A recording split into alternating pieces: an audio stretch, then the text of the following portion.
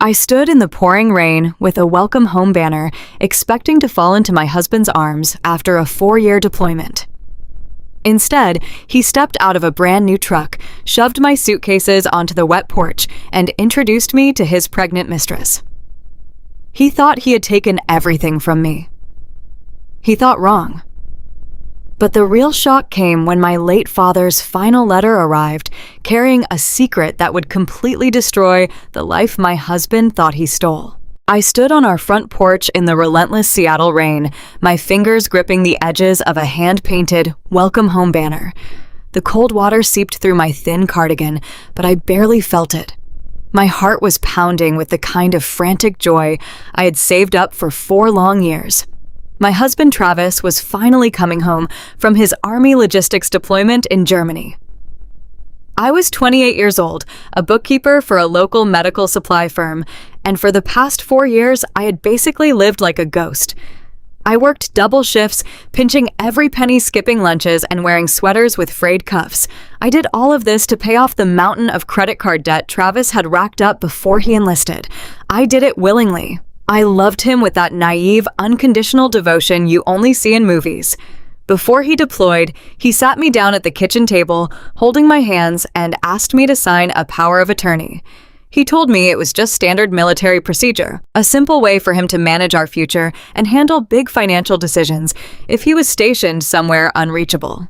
I signed it without reading a single paragraph. I trusted him completely. Lately, after the sudden heart attack that took my dad Thomas just 6 months ago, Travis was the only family I had left to lean on. I needed him to hold me.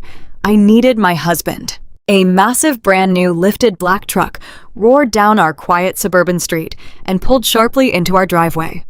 The heavy tires crushed the wet gravel. I dropped the banner. It fluttered down into a puddle on the porch, the bright wet paint instantly bleeding into the rainwater. I ran down the wooden steps, ignoring the rain soaking my hair, my arms open wide. Travis stepped out of the driver's side door. He was wearing civilian clothes, a crisp designer jacket that definitely did not match a standard military salary. I threw myself forward to wrap my arms around his neck. Travis coldly took a half step backward. My hands grasped empty air. I stumbled, barely catching my balance on the wet driveway. I looked up confused, thinking maybe he was just injured or startled. But the look on his face froze the blood in my veins. It was a look of complete chilling indifference. Before I could even ask what was wrong, the passenger side door opened. Out stepped Stephanie, Travis's older sister. Stephanie had always looked at me like I was a cheap rug she had to step over. But today she was wearing a smirk so wide, it looked like she had just won the lottery. She held an expensive umbrella over her perfectly styled blonde hair, not offering me a single glance of sympathy. Then, the rear door of the truck swung open. The world seemed to move in slow motion. A young woman stepped out onto the driveway. She could not have been older than 22. She was dressed head to toe in luxury brands, wearing a pristine cream-colored cashmere coat, designer rain boots, and a perfectly manicured face. But that was not what made my stomach drop into a bottomless pit. It was the undeniable, prominent curve of her belly. She was visibly heavily pregnant. She clung to Travis's arm like she owned him, and he let her. He actually leaned down and shielded her from the rain with his own body. I stood there shivering in the freezing downpour, looking back and forth between the man I had sacrificed my entire youth for his sneering sister and the pregnant stranger. My voice simply would not work. My vocal cords felt like they had been severed. "What are you doing?" I choked out, my voice barely audible over the rain. Travis stood on the porch, looking down at me as if I were a stranger trespassing on his property. "I am cleaning house, Clara. It is time for you to go." "Go, Travis, this is my home. I paid the mortgage while you were gone. I paid off your debts." Stephanie let out a sharp, mocking laugh from beneath her umbrella. "Oh, please. You were just keeping the seat warm. Travis is a hero now, and he needs a real family, not a dreary little bookkeeper who drags him down." Amber, the pregnant girl, stroked her belly and gave me a look of fake, sickly, sweet pity. Travis told me everything about you. I'm so sorry it had to be this way, but the baby and I just need a stable environment. I am sure you understand." I did not understand anything. My brain was misfiring. "Travis," I pleaded, stepping toward the stairs. "Please tell me this is a joke. Tell me what is going on." He did not flinch. He walked past me, brushing my shoulder roughly, and marched straight up the steps to our front door. He used his key when inside and came back out exactly 10 seconds later. In his hands were my 2 old battered suitcases, the exact same suitcases I had brought with me when we first moved in together. He hoisted them up and threw them down the stairs. They tumbled violently, hitting the wet concrete with a heavy, sickening thud. One of the zippers burst open, spilling my cheap work blouses and cotton underwear directly into the muddy puddles on the driveway. The rain beat down on my clothes, ruining them in seconds. I stared at my life scattered on the wet ground, the reality of his betrayal crashing over me like a physical blow. The man I had saved from financial ruin, the man I had waited for in empty, lonely rooms for 4 years, had just thrown me away like garbage. And this was only the beginning of his cruelty. The harsh smack of my luggage hitting the wet pavement echoed like a gunshot in the quiet neighborhood. I stared at my neatly folded cardigans and bookkeeping slacks spilling out into the muddy gravel. The cold rain plastered my hair to my face, but I could not look away from the ruined fabric. For 4 years, I had washed, ironed, and maintained this home. I'd poured every ounce of my energy into making sure Travis had a perfect life to return to. Now, the man I had practically starved myself to support was standing on our porch looking at me with eyes so devoid of warmth they belonged to a complete stranger. He slowly walked down the wooden steps, his hands shoved deep into the pockets of his expensive leather jacket. He did not look at my ruined belongings. He walked right over a puddle, splashing dirty water onto the hem of my jeans. He stopped just a few feet away from me. "You need to face reality, Clara," he said, his voice flat and unapologetic. "You have always been a burden. Even before I deployed, you were just dragging me down with your small-town mentality. I grew up out there. I saw the world. I became an officer, a leader. And what did you do? You stayed here crunching numbers in a cubicle, acting like a martyr. I need a woman who fits my new life. Amber gives me that. She is carrying my son. You are just a painful reminder of a past I am trying to forget." The sheer audacity of his words knocked the breath out of my lungs. A burden. He called me a burden. I had spent the entire duration of his deployment working double shifts to pay off the $20,000 in credit card debt he had hidden from me before we got married. I had sat alone in that house, mourning the sudden death of my father, Thomas, without a shoulder to cry on. I had been his financial savior, his loyal wife, and his entire support system. "You are out of your mind," I shot back, my voice trembling with a mixture of grief and rising fury. "You do not get to just come back and throw me out. I paid the mortgage every single month while you were gone. My name is on the marriage certificate. This is my house just as much as it is yours. I am not going anywhere." Travis let out a sharp, condescending chuckle. He reached into his pocket and pulled out a folded piece of paper. Even in the rain, I recognized the heavy legal stock. "Wrong again, Clara," he said, waving the paper in my face. "Do you remember that power of attorney you signed so happily before I left? You gave me full legal authority to manage our marital assets. While I was stationed in Germany, I used that authority to execute a quitclaim deed. I transferred the title of this property solely into my name.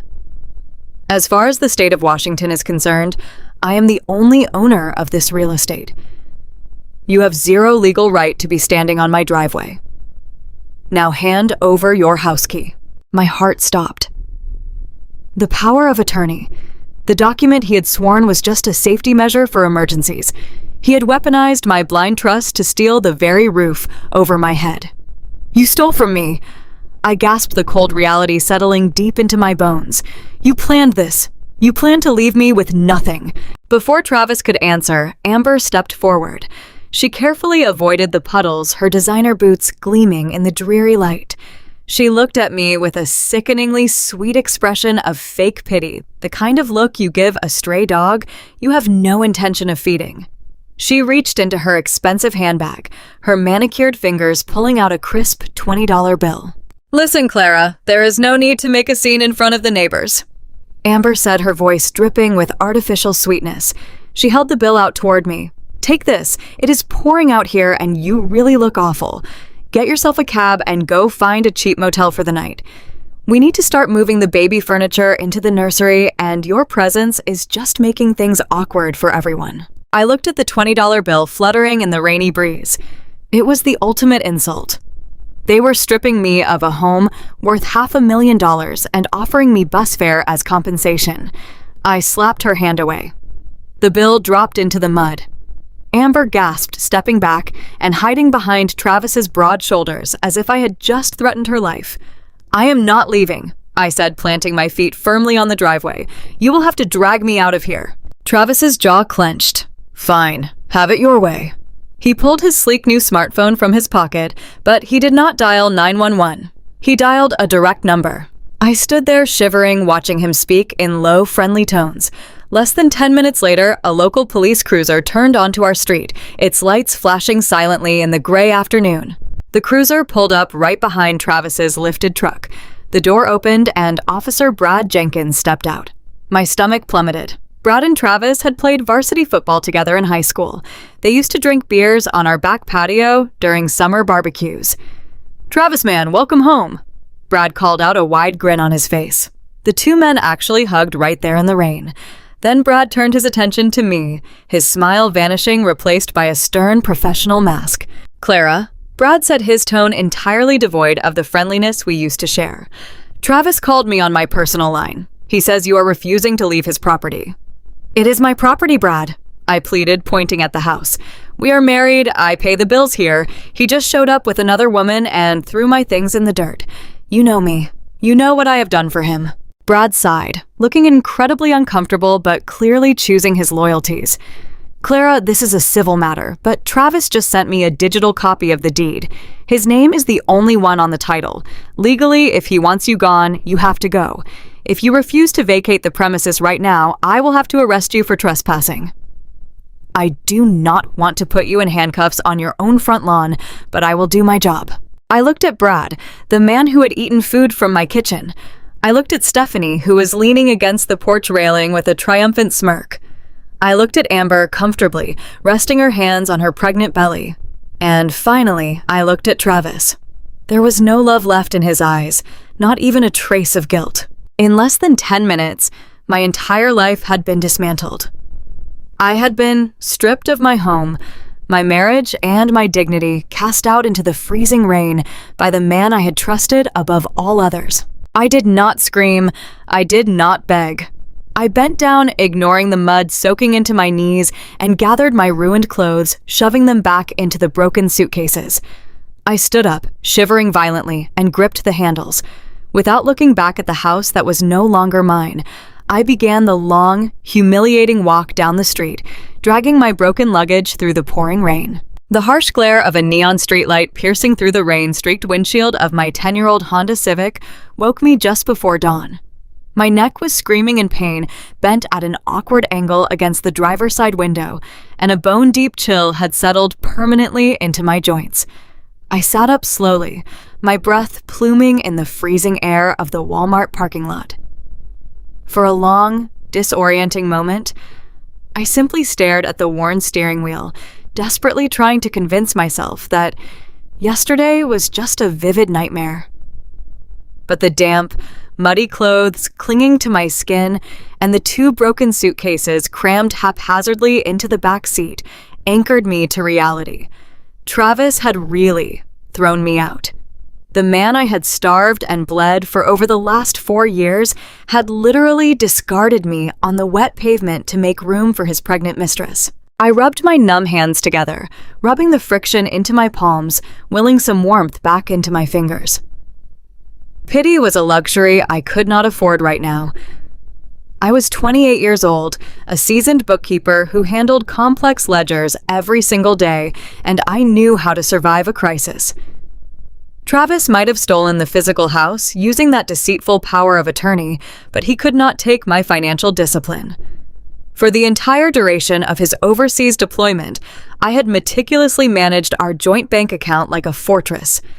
Every overtime shift I picked up at the medical supply firm, every skipped lunch, every modest holiday bonus I earned went straight into that account. I had denied myself new clothes vacations and even basic comforts to ensure we had a massive nest egg for our future. There was exactly $80,412 sitting in that account. It was my ultimate safety net. My late father, Thomas, had always taught me to keep my finances in perfect order, and that sensible advice was going to save my life today. My plan was straightforward and logical. I would drive to the bank the minute they opened, withdraw enough cash for a decent motel room and a hot shower, and then I would hire the most ruthless real estate attorney in Seattle.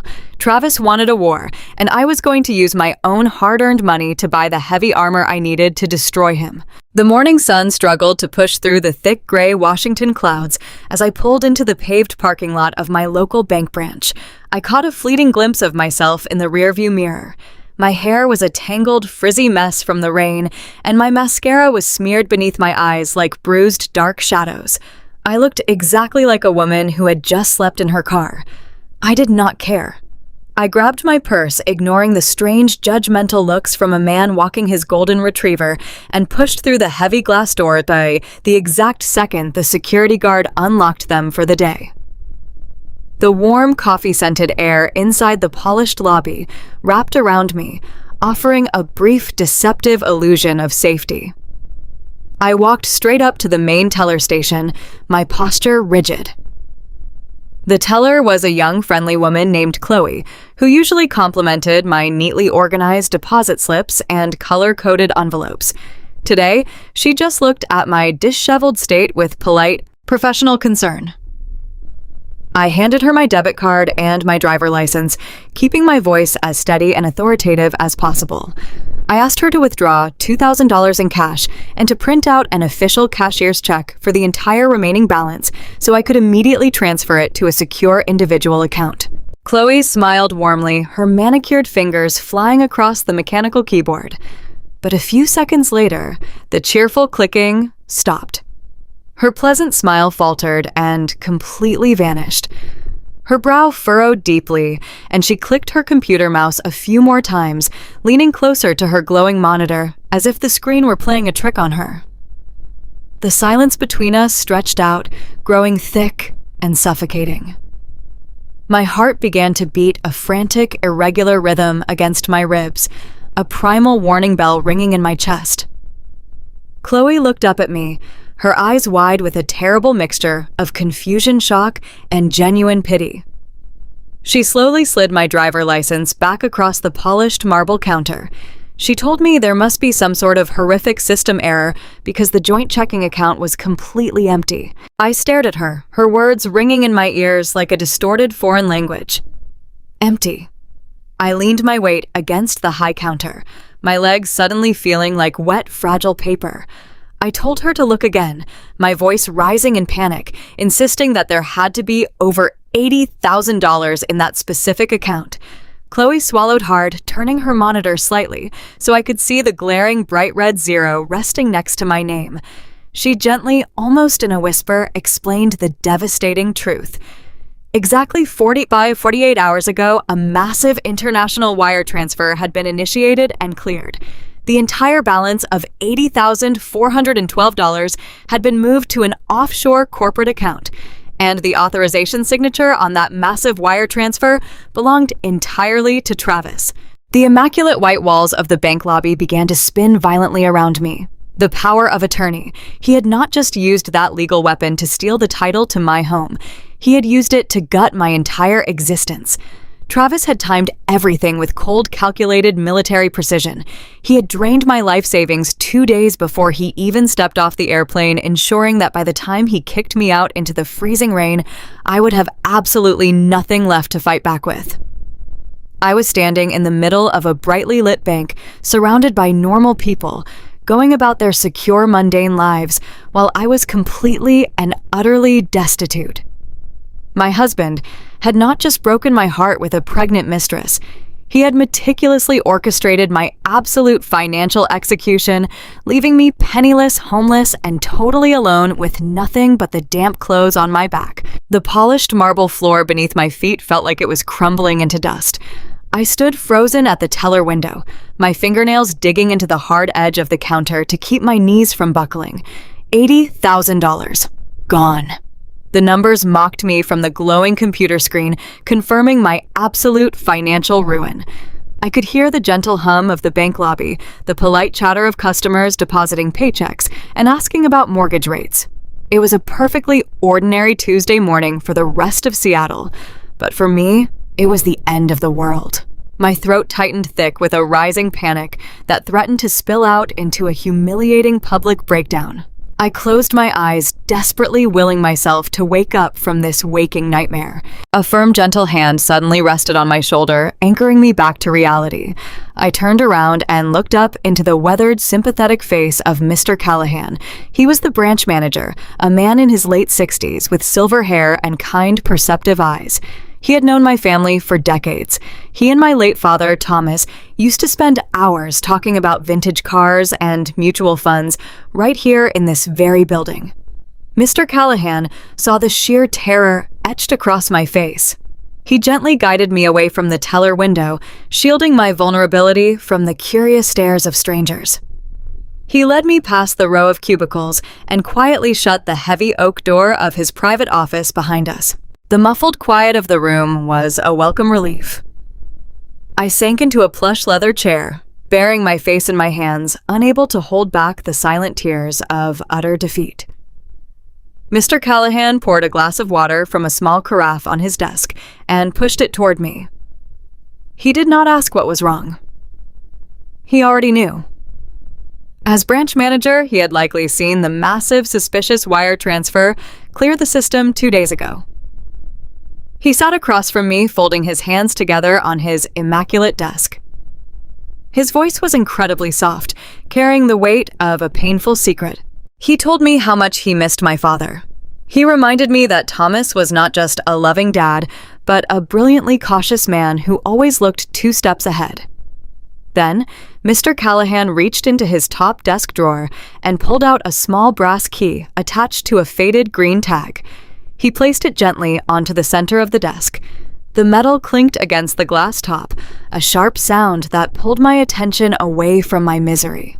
Mr. Callahan explained that shortly before my father suffered his fatal heart attack 6 months ago, he had come into the bank and opened a private safety deposit box. He explicitly instructed Mr. Callahan that if anything ever happened to him, he was to hold on to the spare key until I came into the branch looking for financial help.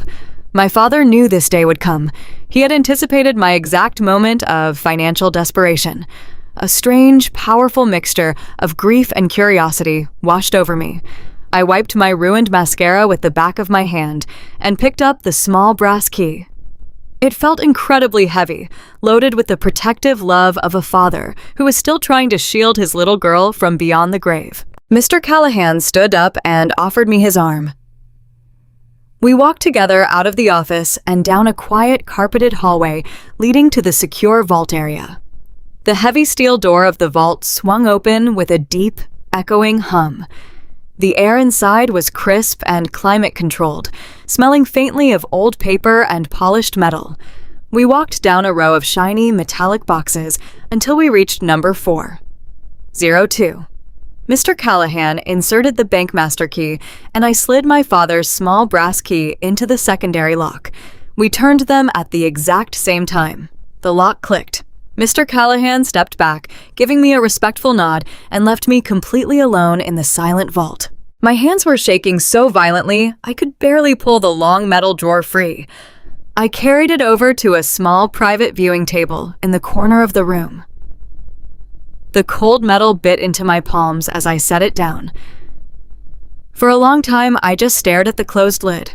Opening it felt like I was breaking the seal on a tomb. I took a deep, shaky breath and lifted the metal flap. Inside the dark, narrow box lay a single thick manila envelope.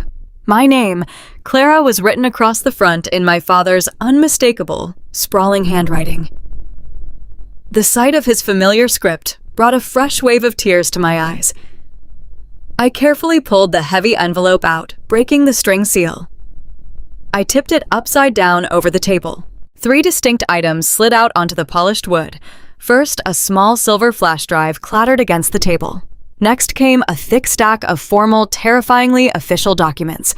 I recognized the intimidating seal of a military tribunal stamped across the top page. The legal jargon was dense, but bold red lettering across the header screamed the words, "Official investigation and dishonorable discharge." My breath caught in my throat. These were highly classified military records regarding Travis. Finally resting quietly at the bottom of the pile was a sealed white envelope. I opened it and pulled out a handwritten letter spanning 3 full pages. It was dated just 1 week before my father's heart gave out. The ink was slightly smudged in places as if he had been rushing or perhaps crying when he wrote it. I smoothed the crinkled pages with my thumbs, my heart hammering a frantic rhythm in my chest. Travis thought he had stripped me of my home, my money, and my power. But as I stared at the devastating evidence, my father had spent his final days gathering a completely new feeling, replaced my despair. A cold, calculating rage ignited in my soul. My father had left me a loaded weapon, and I was going to use it to destroy the man who threw me away. The heavy steel door of the vault room sealed me into a profound, suffocating silence, completely shutting out the polite murmurs of the bank lobby. I sat alone at the polished mahogany table, the harsh fluorescent overhead light casting long shadows over the scattered contents of my father's safety deposit box. My hands trembled as I carefully unfolded the thick parchment of his final letter. Seeing his familiar handwriting, the deliberate slanted cursive I had grown up reading on birthday cards and lunchbox notes, sent a fresh, agonizing wave of grief crashing through my chest. But as my tear-filled eyes began to absorb the words written on the page, my sorrow was rapidly eclipsed by a cold, creeping horror. My father did not write this letter to offer sweet posthumous comfort. He wrote it as a dire warning from beyond the grave, a lifeline thrown to me from a man who knew his time was running out. "My dearest Clara," the letter began. "If you are reading this, it means my worst fears have come true, and the man you married has finally shown you his true face. I never wanted to break your heart, sweetheart, but I could not leave this earth without giving you the truth you need to protect yourself." I swallowed hard, the dry air scratching the back of my throat. My father had always been a quiet, observant man. A retired accountant himself, he noticed details that everyone else missed. He explained in the letter that shortly after Travis deployed to Germany, he started noticing alarming inconsistencies in the financial narratives Travis was feeding me. My husband claimed he was leading dangerous, high-stakes supply missions across Europe, but his stories never added up to a man living on a standard military salary. My father watched me working double shifts, exhausting myself to pay off Travis's old debts, while Travis casually bragged about expensive European dinners during his video calls. So using his own retirement funds, my father hired a highly decorated private investigator to dig into Travis's actual military service record. What the investigator uncovered was a sprawling web of deceit so vile it made my stomach churn. I set the letter down for a moment and picked up the thick stack of military documents my father had secured. The heavy, black redactions and official government seals stared back at me, outlining a career not of bravery and sacrifice, but of calculated, parasitic greed. Travis was never a hero. He was never on the front lines risking his life for his country, while I stayed awake at night praying for his safety. He was a supply chain logistics officer stationed at a comfortable desk in a massive distribution hub, and he had used that completely unglamorous position to orchestrate a massive theft. The military tribunal paperwork detailed a systematic embezzlement ring. For years, Travis had been quietly skimming funds meant for military infrastructure, manipulating logistics contracts, and falsifying equipment requisitions. He was currently under active investigation by the Department of Defense. He was not coming home to a hero's welcome with a guaranteed promotion. He was being quietly processed for a dishonorable discharge, stripped of his rank, his dignity, and his career. The parade he had thrown for himself on my front porch, the arrogant posture he maintained in front of his smirking sister, It was all a hollow, pathetic performance to mask his absolute disgrace. But the betrayal ran much deeper than a ruined military career. I picked my father's letter back up my eyes, tracing the lines where the ink seemed to press harder into the paper. The investigator had followed the trail of the stolen money right back to the United States. Travis could not keep the embezzled cash in Germany without raising massive red flags, so he needed a reliable domestic partner to launder the funds. That partner was Amber. She was not just a naive young girl he had met at a bar or a careless fling that resulted in a pregnancy. According to the background checks piled on the table, Amber was a former bank teller with a documented history of financial misconduct. She was Travis's designated money mule. For the past 2 years, while I was meticulously balancing our household budget and eating cheap meals to save for our future, Travis was funneling hundreds of thousands of stolen government dollars into stateside shell companies specifically registered under Amber's name. She was funding her designer clothes, her luxury handbags, and her pristine boots, using the money my husband was stealing from the United States military. They had built an entire fraudulent life together, while I was busy keeping the lights on in a house he planned to steal from me. The final paragraph of my father's letter tied the entire horrifying puzzle together, explaining exactly why Travis had moved with such brutal, blinding speed to throw me out into the rain. The military investigators had finally caught him. The walls had closed in on his logistics scam. According to the tribunal notes, Travis was desperately trying to negotiate a plea deal to avoid spending a decade in a federal penitentiary. The military prosecutors had given him a strict ultimatum. He had to pay back a massive sum in federal restitution immediately before the grand jury handed down a formal public indictment. He was cornered desperate and completely out of options. That was why he drained my life savings. The $80,000 he wired out of our joint account was not just an act of petty spite to leave me destitute. It was a frantic last-ditch effort to gather enough liquid cash to pay the federal government and keep himself out of handcuffs. He sacrificed my entire future to buy his own freedom. He discarded me like absolute trash to save his own miserable skin before the federal agents could knock on his door. Sitting in that quiet bank vault, surrounded by the undeniable proof of his villainy, my tears completely stopped. The sorrow evaporated, replaced by a profound, terrifying clarity. My husband was a fraud, a thief, and a coward. But he had made one fatal mistake. He had left me alive, and my father had left me the exact ammunition I needed to destroy him. I had to force myself to breathe. My lungs felt tight, restricted by the sheer magnitude of the lies my husband had constructed. But there was a second page to my father's letter. The heavy parchment practically hummed in my hands. I turned the page over, smoothing it against the polished wood of the bank viewing table. My dad, Thomas, was a man who believed in safety nets. He had spent his entire life analyzing risks and closing financial loopholes. In his final days, his greatest fear was not his failing heart. It was my financial security. He knew Travis had coerced me into signing that power of attorney before deploying to Germany. My father wrote that the moment he found out about that document, a deep, unsettling alarm went off in his mind. He knew Travis was bleeding our bank accounts dry with his lavish lifestyle overseas. My dad suspected that a man desperate enough to steal military funds would eventually come for the biggest asset we had. Our beautiful 4-bedroom craftsman home in the Seattle suburbs was not just a piece of real estate. It was my childhood home. After my mother passed away, my dad gifted it to me as a wedding present. He wanted me to have a solid foundation, but he also understood real estate law intimately. With that power of attorney, Travis had the legal clearance to execute a quitclaim deed. Travis could literally sign my name away and take full ownership of the property without me ever sitting at a closing table. My dad wrote that he could not sleep at night knowing Travis held that kind of destructive power over my head. So 3 months before his fatal heart attack, my father took matters into his own hands. He did not tell me because he knew I was still blinded by love and would likely defend my husband.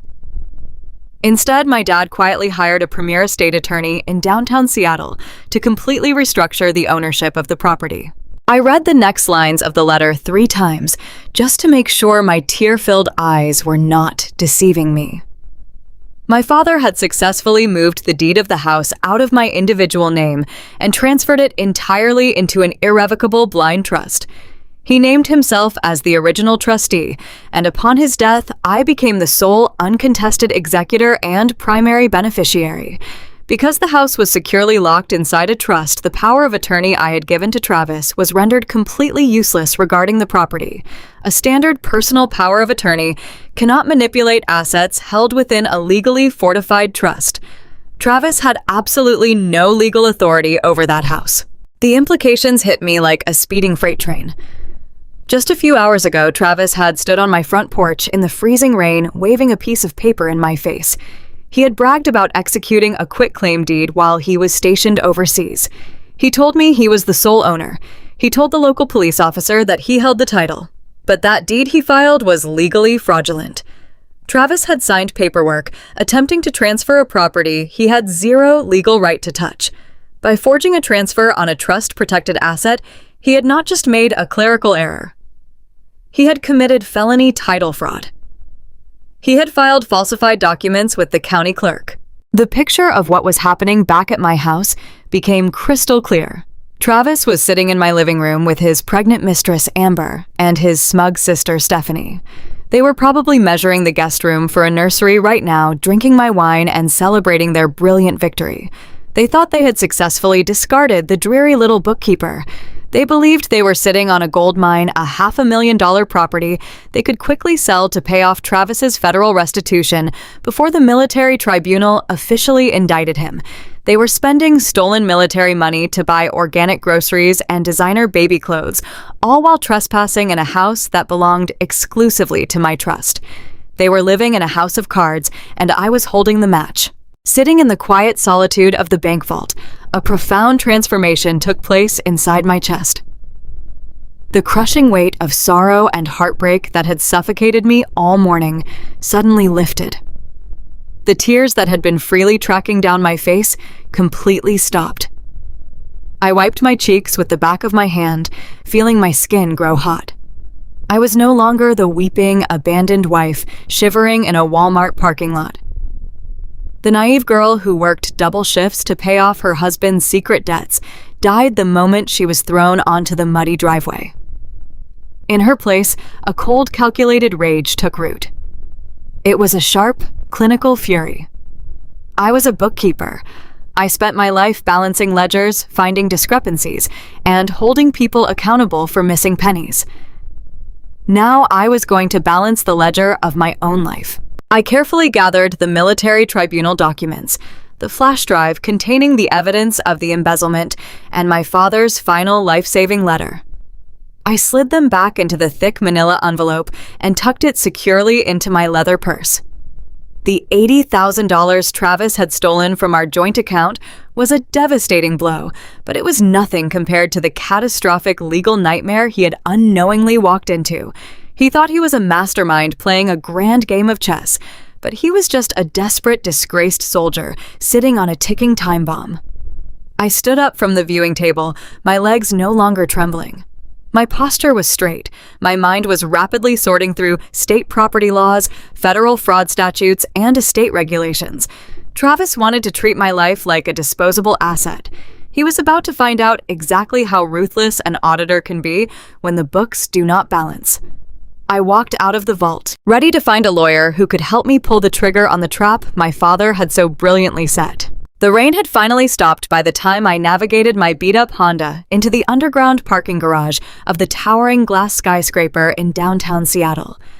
I checked my reflection one last time in the rearview mirror, smoothing down my damp hair and wiping away the last traces of ruined makeup.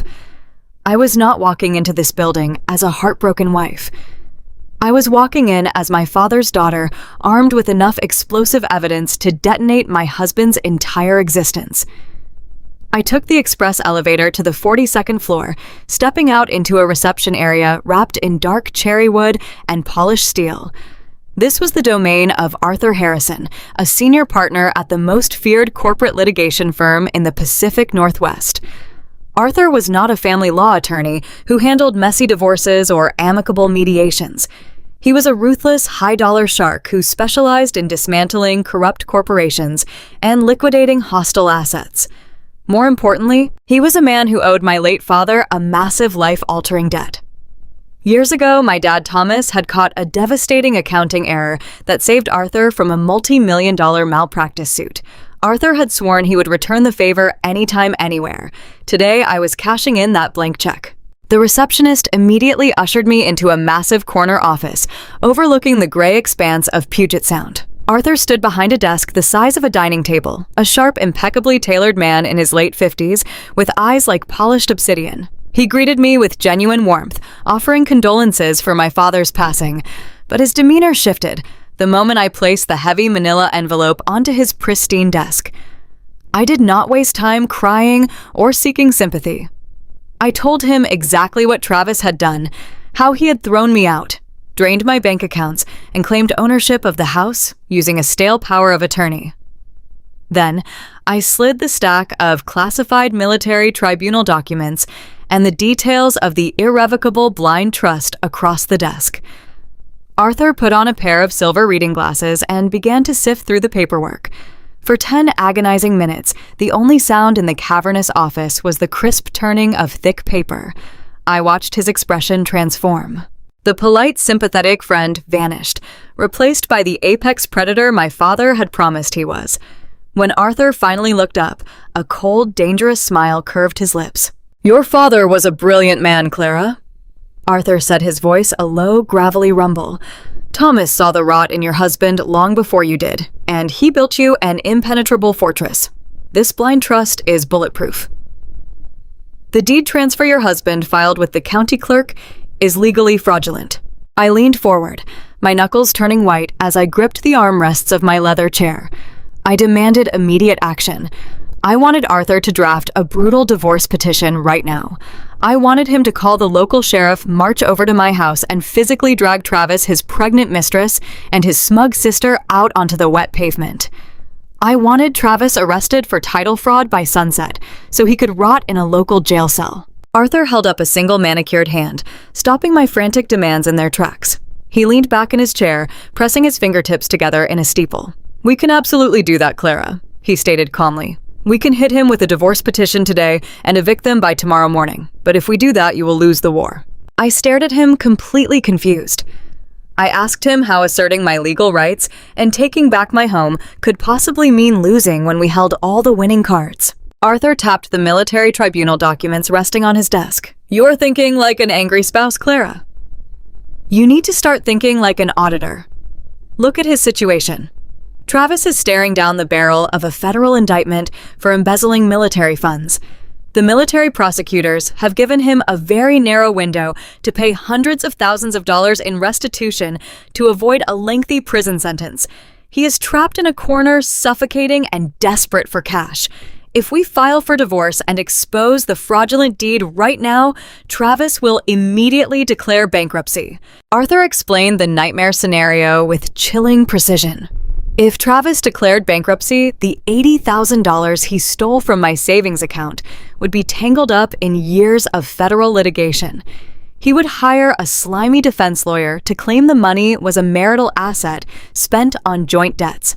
He would drag the divorce proceedings out for half a decade, burying me in legal fees while Amber quietly moved the stolen funds through a maze of offshore shell companies. I would eventually get the house back, but I would be financially drained, exhausted, and Travis might actually manage to hide enough money to buy his way out of a severe military sentence. "We do not sue for divorce yet," Arthur declared, his eyes locking onto mine with a fierce, predatory gleam. "We do not kick him out of the house. We do not let him know that we know anything about the stolen money, the dishonorable discharge, or the blind trust. We are going to let your husband believe he has won. We are going to let him believe you are a defeated, broken woman sleeping in her car." I felt a cold shiver run down my spine, not from fear, but from the sudden, sharp realization of his strategy. I asked Arthur exactly what we were going to do, while Travis played house with his mistress and laughed at my expense. Arthur leaned across the desk, his voice dropping to a dangerous whisper. Travis needs massive amounts of cash immediately to pay his federal restitution. He thinks he holds the clear title to a house worth $500,000. He is going to try to sell that property, or more likely, he is going to attempt to secure a massive home equity loan against it. We are going to let him do it. The sheer audacity of the plan took my breath away. Arthur laid out the trap step by step. We would monitor the county records and the banking networks. We would watch as Travis confidently marched into a lending institution and signed his name on a massive loan agreement using a house he did not own as collateral. The moment he signed those financial documents, the moment he accepted a wire transfer based on a fraudulent deed, he would cross a permanent, unforgivable line. He would not just be a disgraced soldier facing a military tribunal. He would be a civilian committing multiple counts of wire fraud, bank fraud, and grand larceny. We let him dig his own grave, Arthur said, a grim satisfaction radiating from his voice. We let him commit a massive federal felony on civilian soil, and when the loan funds clear his account when he thinks he has finally secured his freedom and defeated you, that is when I will drop the hammer. I will hand the entire file over to the FBI, the bank investigators, and the military prosecutors, all at the exact same second. I sat back in my chair, the air in my lungs finally feeling clear and sharp. The weeping, helpless woman I was yesterday was entirely gone. In her place sat the sole executor of the Thomas Trust, a woman who was about to watch her betrayer walk blindly into a financial slaughterhouse. I looked at Arthur, a matching cold smile forming on my own lips. I told him to prepare the trap because I was ready to watch my husband completely destroy himself. The crisp air blowing off Puget Sound did nothing to cool the fire burning inside my chest. Leaving Arthur Harrison's office, I refused to go back to my car and wallow in despair. Instead, I drove straight to a quiet public library a few miles away, clutching the silver flash drive my father had left me like a sacred talisman. Finding a secluded desk tucked between rows of old encyclopedias, I opened my laptop and plugged the device into the side port. The screen flickered to life, revealing dozens of encrypted folders. Travis was a decent logistics officer, but he was a sloppy accountant. He had left digital breadcrumbs everywhere, and I was exactly the right woman to follow them. I spent the next 4 hours sifting through complex offshore routing numbers and layered transaction histories. My focus naturally drifted toward Travis's younger sister, Stephanie. From the moment I married Travis, Stephanie had treated me with absolute disdain. She paraded around Seattle in designer coats, boasting about her elite fashion boutique located in the heart of the bustling downtown shopping district. Stephanie loved to remind everyone that she was an independent, self-made business owner, while I was just a dreary pencil pusher who crunched numbers for a living. I always wondered how a woman who spent most of her time drinking mimosas and taking luxury vacations could afford the astronomical commercial rent in such a prime district. Now, staring at the glowing data on my screen, the ugly truth began to unravel right before my eyes. I cross-referenced the dates of the massive wire transfers leaving the military logistics budget with the deposits landing in the domestic shell accounts managed by Amber. Travis and his pregnant mistress were not just hoarding the stolen cash in secret savings accounts. They were actively washing it through legitimate local businesses. I traced a specific monthly withdrawal from Amber's fraudulent holding company. The money was being routed through a third-party vendor and deposited directly into the commercial leasing portal for Stephanie's boutique. The sheer arrogance of their scheme made my blood run cold. Stephanie was not a self-made fashion mogul. Her glossy store was a massive financial sinkhole, and Travis was using stolen federal money to keep her failing business afloat.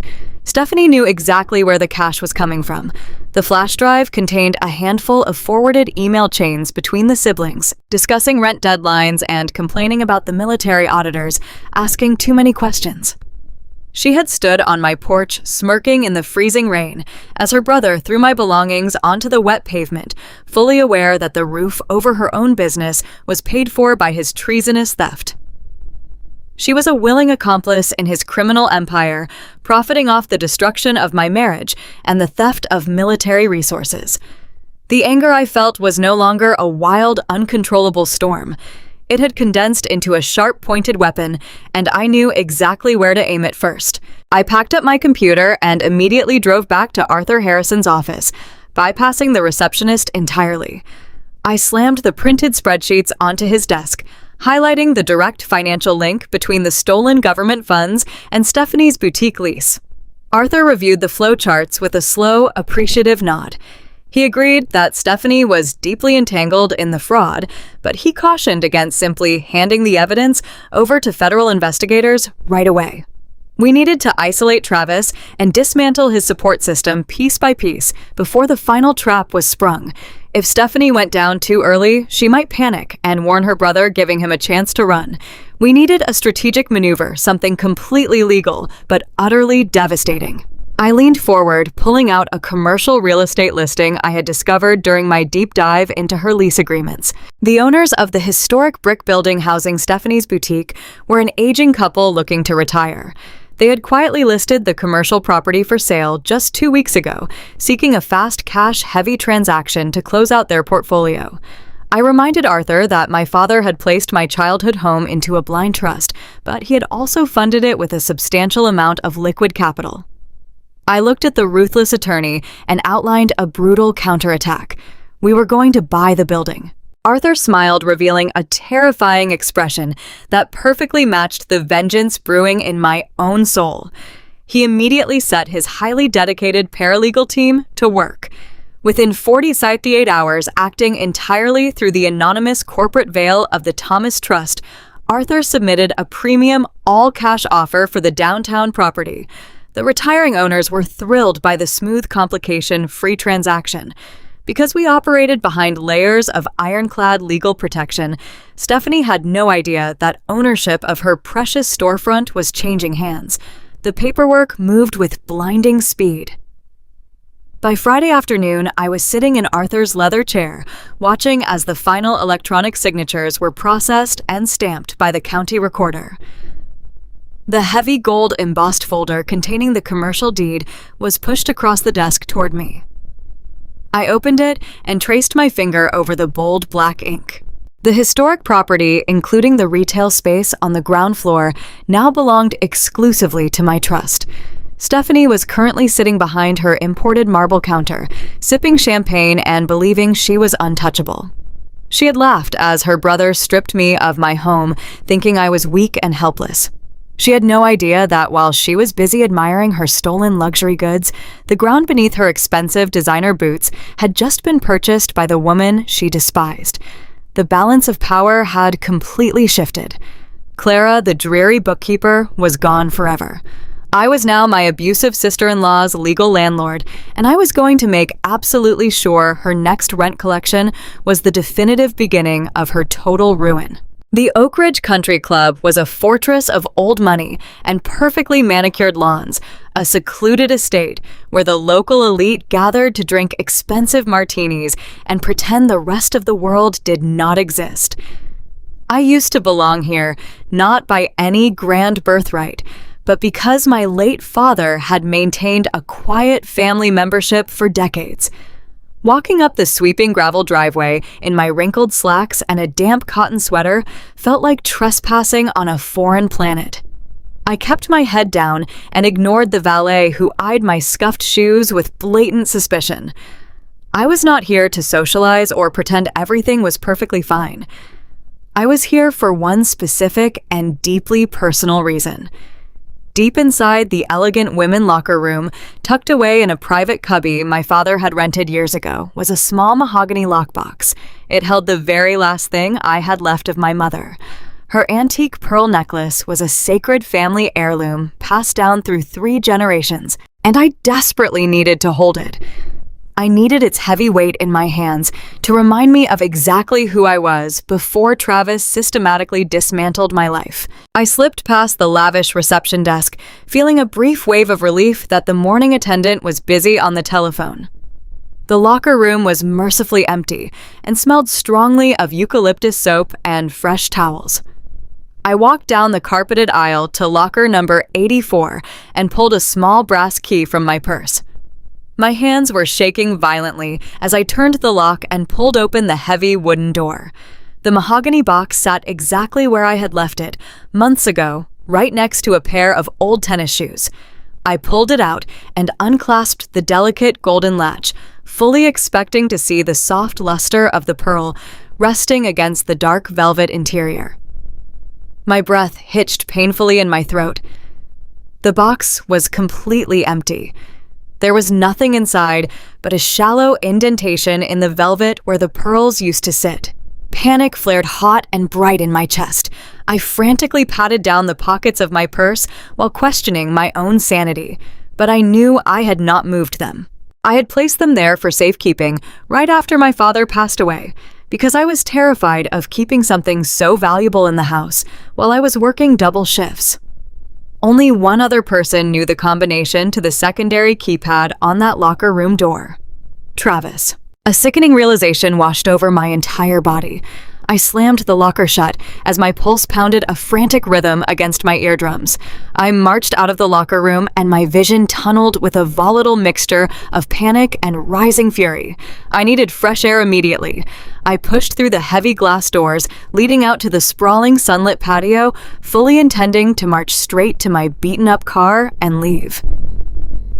But the sound of a booming and arrogant laugh stopped me dead in my tracks. It was a laugh I had endured for 4 long years.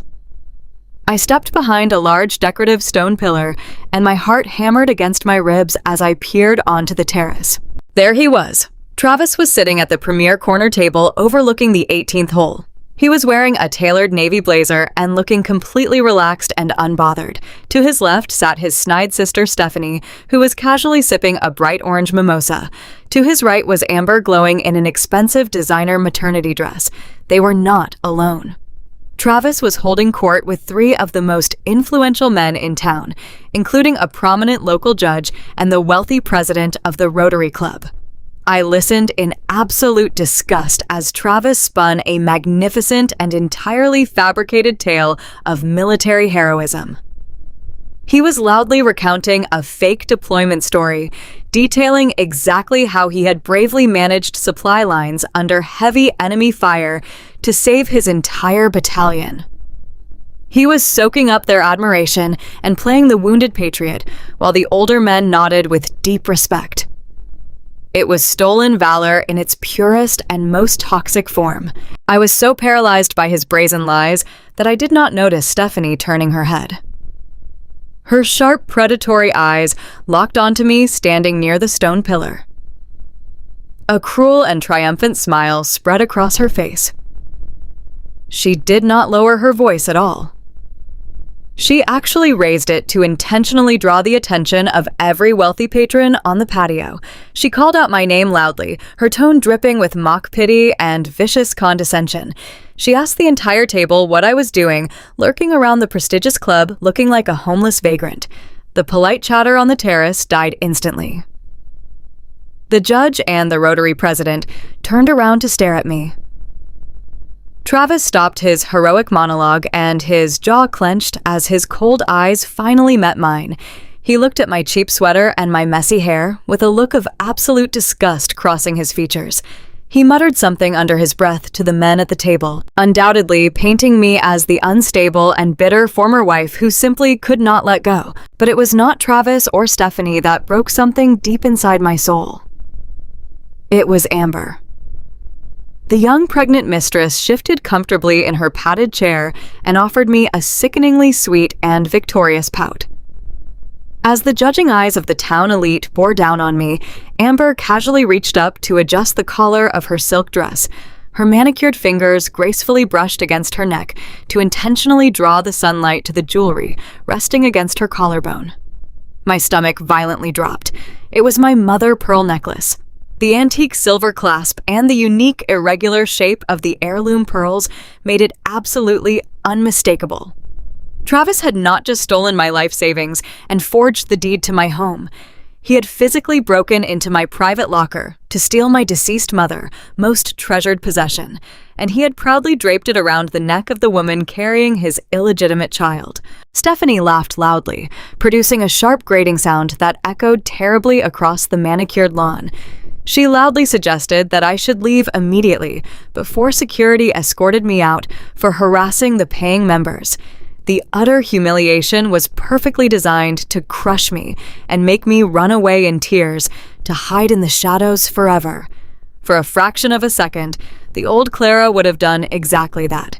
I would have collapsed under the heavy weight of their public cruelty. But as I stared directly at my mother, pearls resting on amber chest, the last remaining shred of my grief instantly evaporated. I did not cry. I did not scream. I did not defend myself to the staring crowd. I looked at Travis sitting there, wearing his stolen valor, while funding his sister vanity and decorating his mistress with my family history.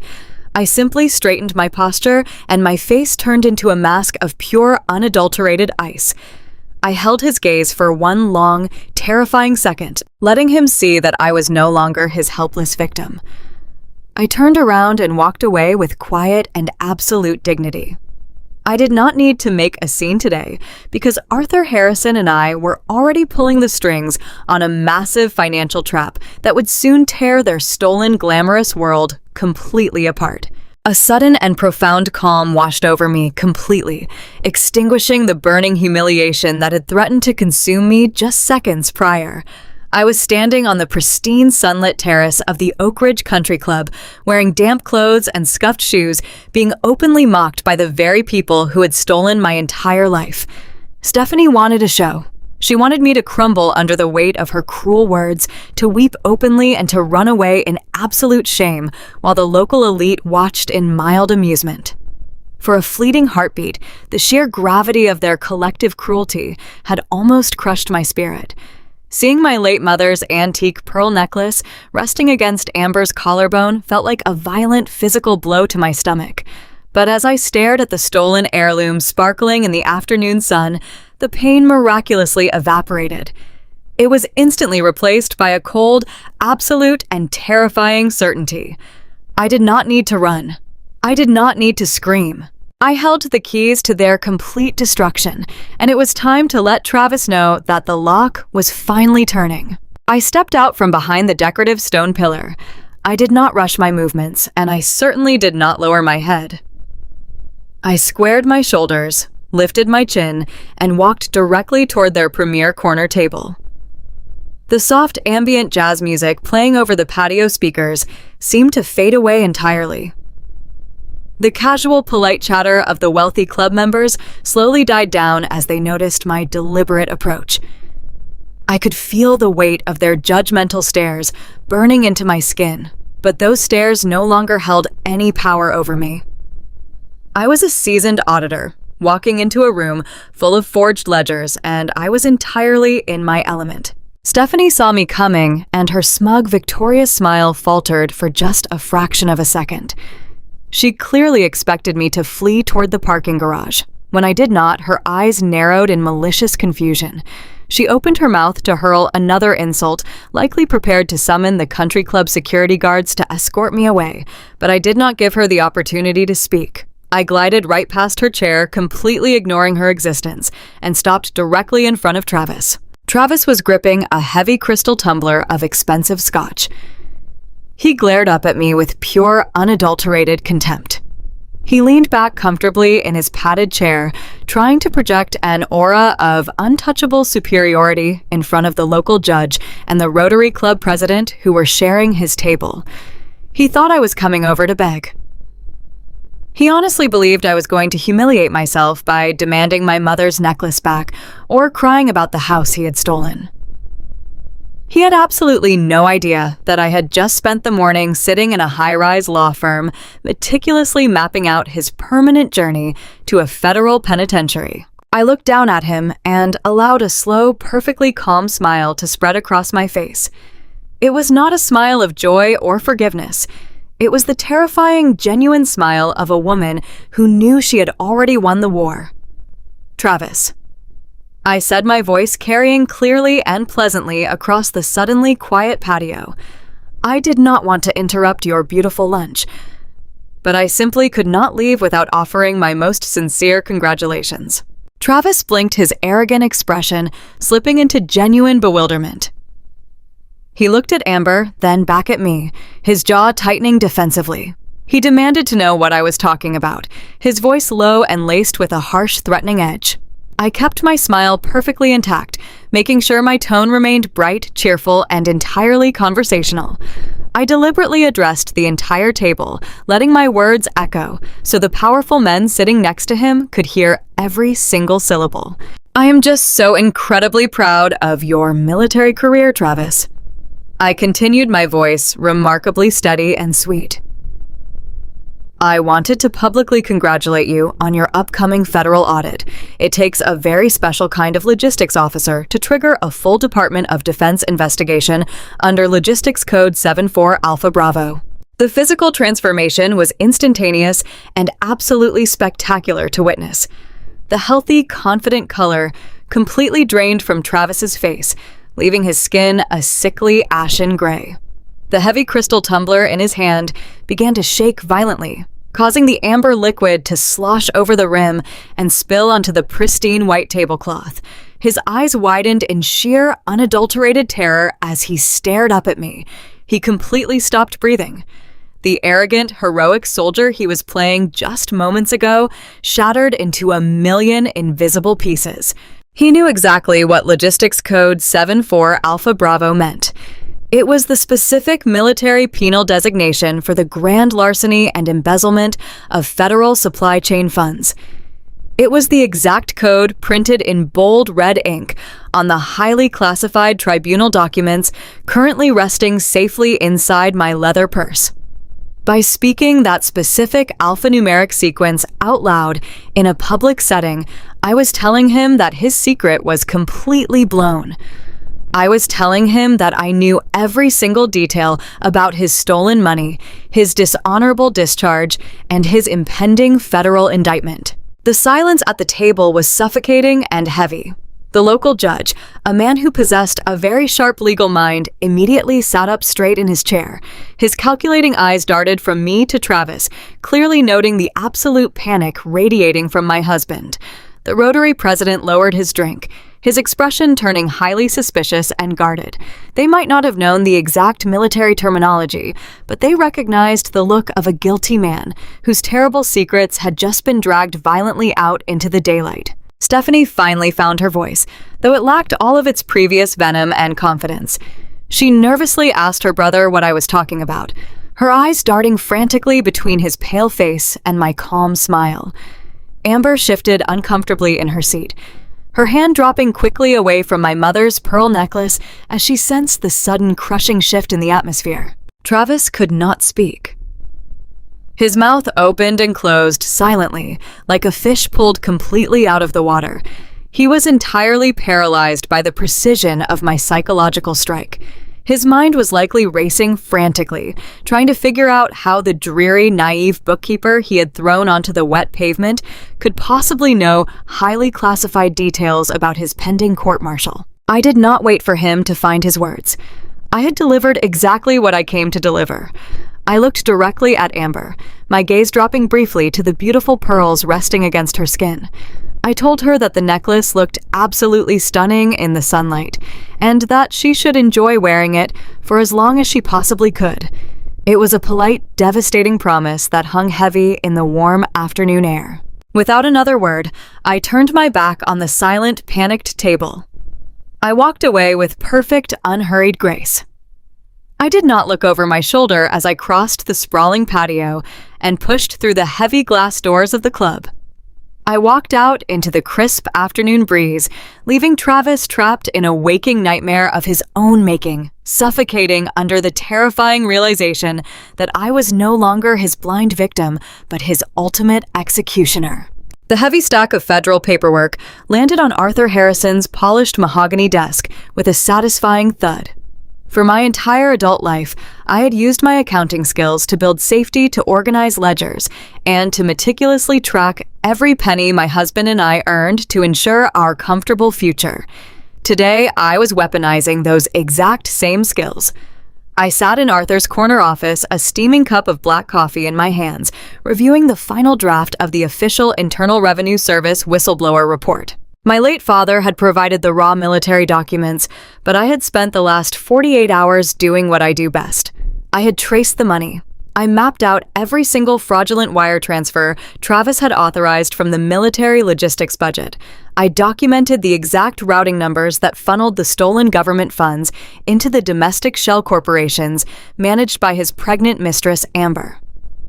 I even highlighted the specific transactions that paid for his sister Stephanie's exorbitant commercial retail lease. It was a masterpiece of forensic accounting, a flawless roadmap of a federal felony. Arthur picked up his gold fountain pen, reviewed my signature at the bottom of the final page, and smiled. He explained that when you report an ordinary tax discrepancy, the government moves at a glacial pace. But when you hand the Criminal Investigation Division of the IRS concrete, irrefutable proof that an active military officer is currently laundering stolen Department of Defense funds through civilian banks, they do not hesitate. They do not send a polite warning letter in the mail. They drop a financial guillotine. By filing this specific whistleblower report through Arthur's expedited legal channels, we were triggering an immediate catastrophic freeze on every single asset connected to Travis and Amber. I walked out of Arthur's office that afternoon feeling a strange, weightless anticipation.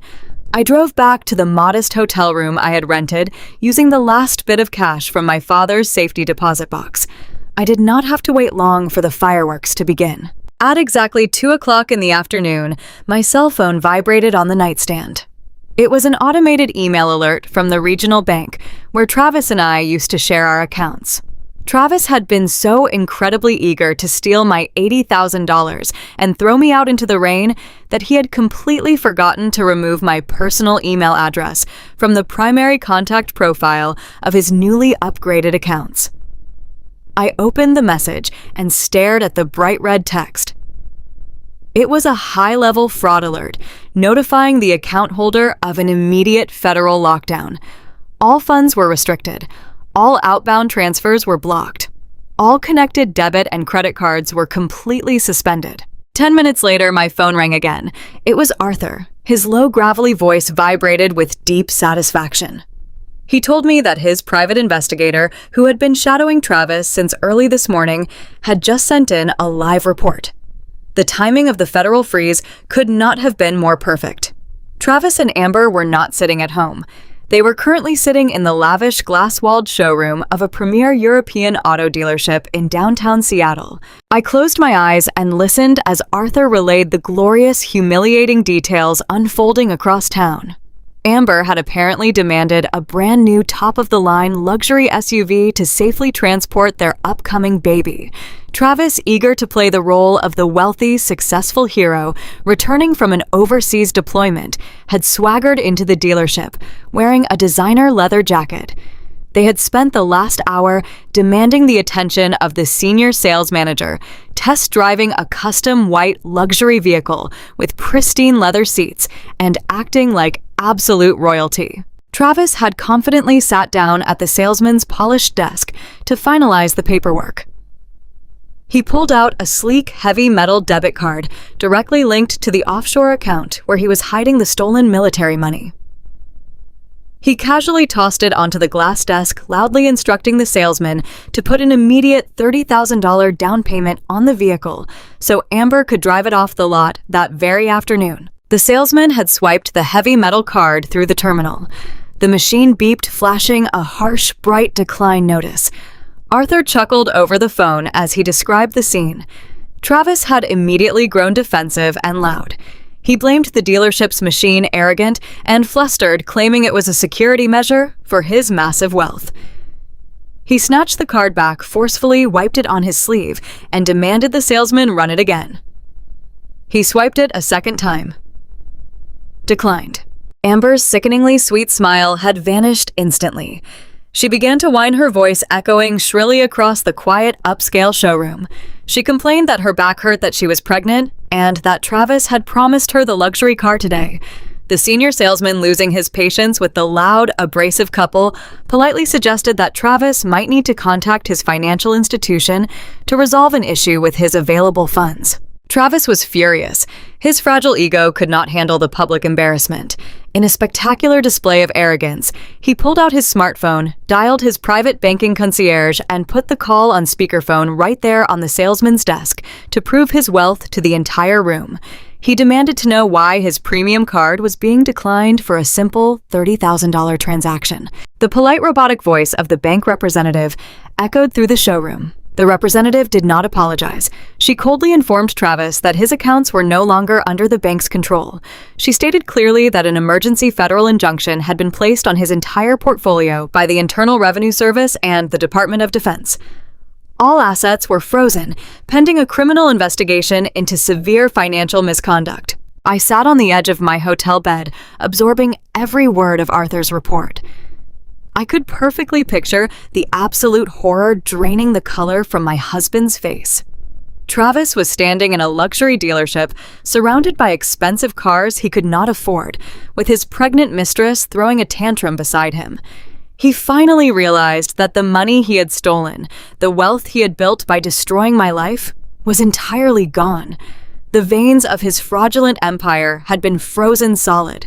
He was completely trapped, and he had absolutely no idea that the woman he threw out into the rain was the one holding the ice. The low hum of fluorescent lights and the rhythmic clatter of 50 keyboards usually provided a soothing backdrop to my afternoons at the medical supply corporate office.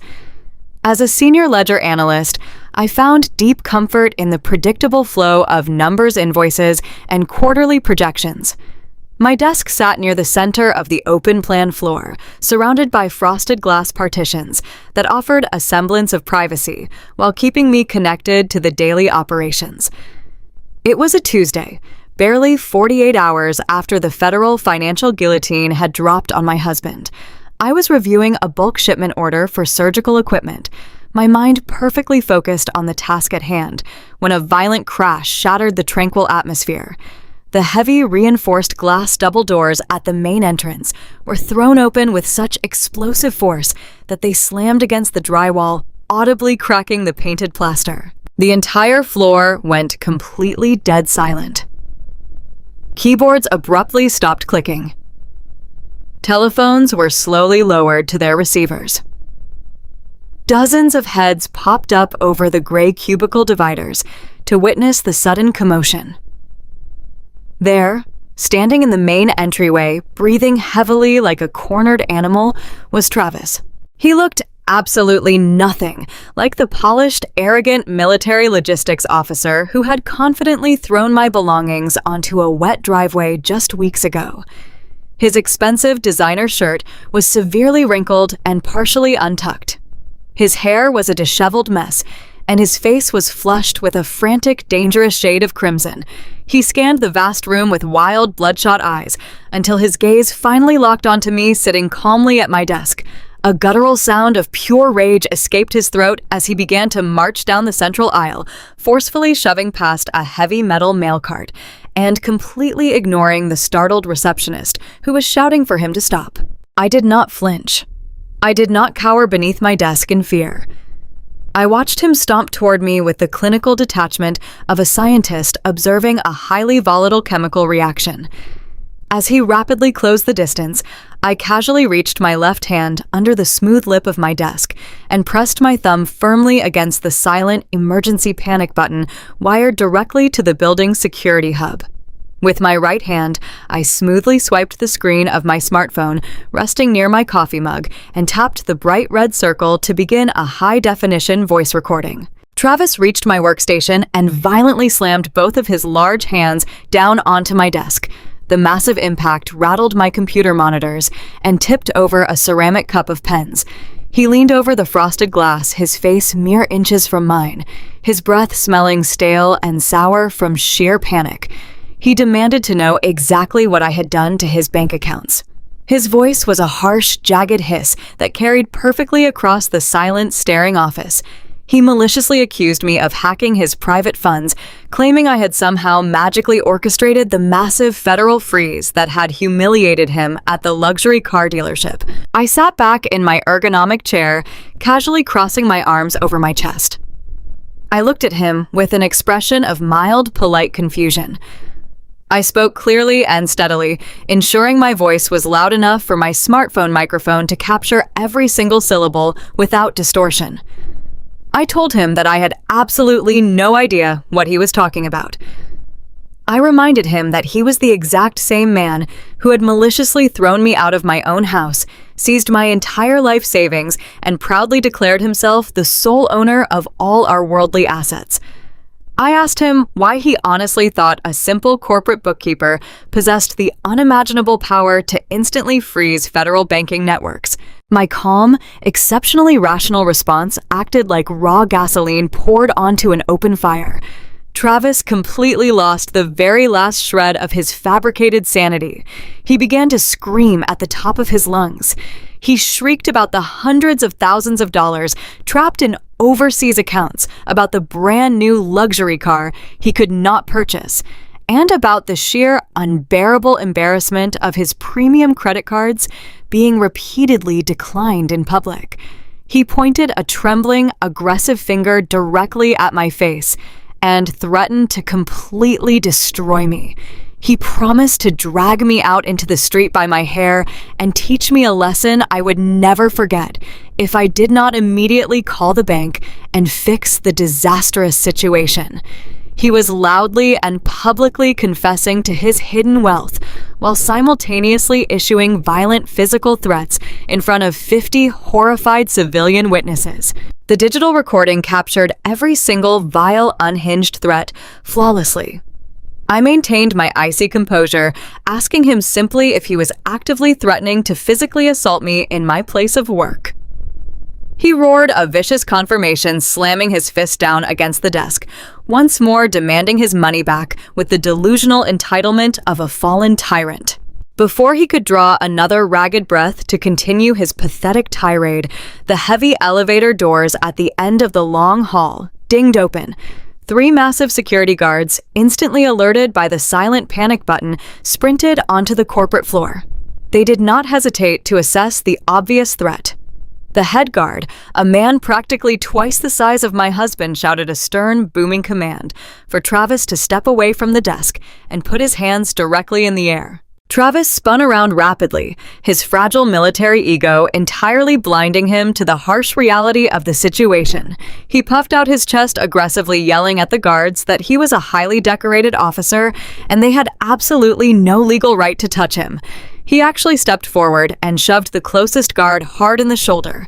It was a spectacular, catastrophic mistake. The 3 trained security professionals immediately swarmed him. In less than 10 seconds, the arrogant hero of the logistics division was wrestled forcefully to the carpeted floor. He thrashed and cursed wildly, fighting against the heavy restraints, making himself look entirely deranged as they pinned his arms firmly behind his back. My colleagues watched in absolute stunned silence as the local police arrived just minutes later. The uniformed officers hauled Travis roughly to his feet, slapping heavy metal handcuffs around his wrists with a definitive click. They read him his Miranda rights right there in the middle of the corporate bullpen.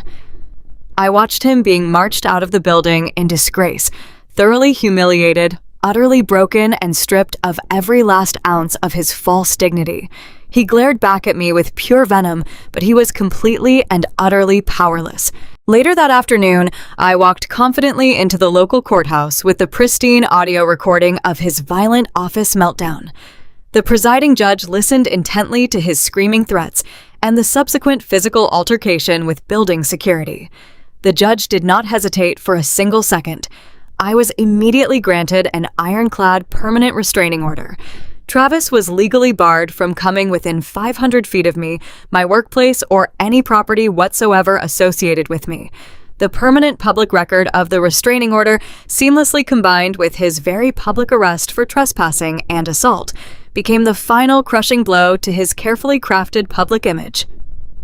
The town elite would soon read the local police blotter. He was no longer a respected soldier returning home. He was an abusive, unhinged criminal, and I had permanently locked the door behind him. The morning sun broke through the stained glass windows of Grace Community Church, casting vibrant streaks of crimson and gold across the polished oak pews. For years, this sanctuary had been my refuge, a place where I sought peace after long, exhausting weeks balancing ledgers and managing corporate accounts. But this Sunday, it was a battleground. Word travels faster than light in a tight-knit suburban congregation, especially when someone is actively fanning the flames. Stephanie had spent the last 3 days conducting a masterclass in character assassination. Through the local prayer chains and the ladies' auxiliary luncheons, she had planted a venomous narrative. According to my sister-in-law, I was not a wronged wife. I was a mentally unstable, bitter woman who had suffered a complete psychological breakdown, while my poor, heroic husband was serving his country. She had whispered to anyone who would listen that I had stolen military funds in a manic episode, abandoning my home to live on the streets in a state of sheer delusion. I did not hide in my cheap motel room. I did not cower in the shadows waiting for the storm of public opinion to pass. I dressed with meticulous care. I chose a tailored charcoal blazer and a modest ivory skirt, pulling my hair back into a sleek, severe twist. I wanted to look exactly like what I was, a clinical, calculating auditor, preparing to balance a very ugly ledger. When I pushed open the heavy wooden doors of the vestibule, the low murmur of congregational chatter instantly died. Dozens of heads turned in unison. Eyes widened beneath expensive Sunday hats. I could practically hear the collective gasp sucking the oxygen from the grand room. I ignored the stares. I ignored the pity and the outright hostility radiating from the middle aisles. My posture was rigid. My chin was held high. I walked down the long carpeted center aisle with the slow, deliberate rhythm of a ticking metronome. Travis and Amber were notably absent, likely still hiding and recovering from the catastrophic humiliation of their frozen bank accounts. But Stephanie was there. She sat in the fourth row, surrounded by a cluster of prominent neighborhood wives, holding court like a reigning queen. I bypassed the empty seats in the back. I bypassed the middle section entirely. I walked right up to the very first row, directly in front of the wooden pulpit, and took my seat. I was close enough to smell the fresh altar flowers. Slowly, I turned my head over my right shoulder. I bypassed the staring congregation and locked my eyes directly onto Stephanie. She had been in the middle of a whispered conversation, likely spinning another agonizing lie about my mental state, when she felt my gaze. Her mouth snapped shut. The color instantly drained from her perfectly contoured face. She expected a weeping, broken shell of a woman to slink into the back pew and hide her face in shame. She did not expect a predator. For the entire hour of the Sunday service, I barely listened to the sermon. Whenever the congregation rose to sing, I turned just slightly, ensuring Stephanie could feel the heavy, unblinking weight of my stare. I did not glare. I did not scowl. I offered her a serene, completely unnerving smile. It was the smile of a woman who held the deed to the very commercial building her high-end boutique operated in. It was a smile that promised absolute ruin.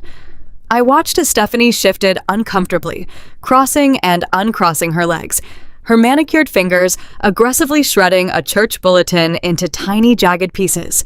The psychological pressure was crushing her, and she had absolutely nowhere to run. When the final benediction was pronounced, I did not linger to shake hands or engage in pleasantries with the hypocrites who had so easily swallowed her lies. I gathered my purse and walked out the side exit, stepping into the bright, crisp morning air. The parking lot was a sprawling expanse of fresh asphalt and luxury vehicles. I was halfway to my beat-up Honda when I heard the sharp, aggressive clatter of designer heels striking the pavement behind me. Stephanie marched across the lot, her face twisted into an ugly, furious sneer. She had left her audience of wealthy wives behind, shedding her pious Sunday persona to reveal the vicious bully lurking underneath.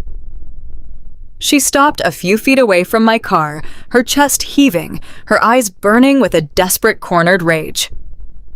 She demanded to know what I was doing there, accusing me of stalking her and intentionally trying to ruin her holy Sabbath. She spat out my name like it was a curse word, her voice carrying a shrill, hysterical pitch that echoed off the surrounding cars. She did not wait for my answer. She launched into a venomous tirade, stepping closer until I could smell the sharp metallic tang of her expensive perfume. She told me that I was a pathetic, delusional thief. She bragged that she had already warned the entire town about my mental breakdown. She promised that by the end of the week, I would not be able to buy a loaf of bread in this city without being pointed at and laughed out of the store. She leaned in, her voice dropping to a menacing, breathy whisper. She swore that her family had deep roots and powerful connections. She threatened to leverage every single one of those relationships to run me entirely out of the state. She told me that I was nothing, a disposable piece of trash that Travis had rightfully discarded, and that if I ever showed my face near her or her brother again, she would make sure I was locked inside a psychiatric ward for the rest of my miserable life. I leaned back against the cool metal of my car door and simply let her talk. I let her exhaust her lungs and empty her arsenal of pathetic, empty threats. I did not raise my voice. I did not defend my sanity or try to correct her vicious lies. I just watched her unravel, noting the frantic pulse jumping in her neck and the slight tremor in her hands. She was terrified. The federal freeze on her brother's accounts had clearly sent shockwaves through their little criminal enterprise, and she was violently lashing out in the dark, desperate to regain a sense of control over a situation that was rapidly deteriorating. When she finally ran out of breath, standing there panting and waiting for me to break down, I offered her that same cool, chilling smile from the sanctuary. I told her that she had an incredibly vivid imagination. I commended her storytelling skills, noting that it must take a tremendous amount of creative energy to spin such elaborate fictions while simultaneously managing a failing retail business. Stephanie blinked, entirely thrown off balance by my calm, clinical response. Her jaw tightened as she demanded to know what I meant about her boutique. I pulled my car keys from my purse, letting the metal jingle softly in the quiet parking lot. I did not mention the blind trust. I did not mention the commercial deed resting safely in my attorney's vault. I simply looked her in the eye and casually mentioned that commercial rent in the downtown district was notoriously unforgiving, especially for tenants who relied on stolen military funds to keep their glamorous lights on. I advised her to enjoy the rest of her Sunday because her upcoming week was going to be an absolute administrative nightmare. I opened my car door and slid into the driver's seat, leaving Stephanie standing completely frozen on the asphalt. The color had vanished from her face, replaced by a stark, horrifying realization that she had gravely underestimated her enemy. She was left stranded in the parking lot of the church, where she had just tried to destroy my name, suddenly realizing that her own glass house was about to shatter. I started the engine, backed out of the parking space, and drove away, leaving my abusive sister-in-law choking on the exhaust of my battered car. The sharp chill of the Monday morning air felt entirely different today. It was no longer the biting cold of despair that had accompanied me when Travis threw me out onto the wet driveway. Today, the crisp Seattle breeze felt like absolute clarity. I stood across the street from the historic brick building in the downtown shopping district, holding a pristine manila envelope against my chest.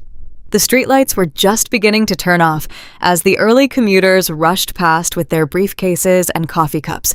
None of them paid any attention to the woman in the charcoal blazer quietly observing the storefront across the road. The boutique featured expansive floor-to-ceiling windows, showcasing imported silk dresses and ridiculously overpriced leather handbags. A delicate gold-painted sign above the door proudly declared the name of the establishment. This was Stephanie's domain. This was the commercial throne from which my sister-in-law judged the rest of the world. But she did not know that her kingdom had secretly changed hands over the weekend. I had spent the very early hours of the morning coordinating with Arthur Harrison and a trusted commercial locksmith. Before the sun had even crested the city skyline, heavy steel padlocks had been firmly secured across the elegant brass handles of the boutique doors.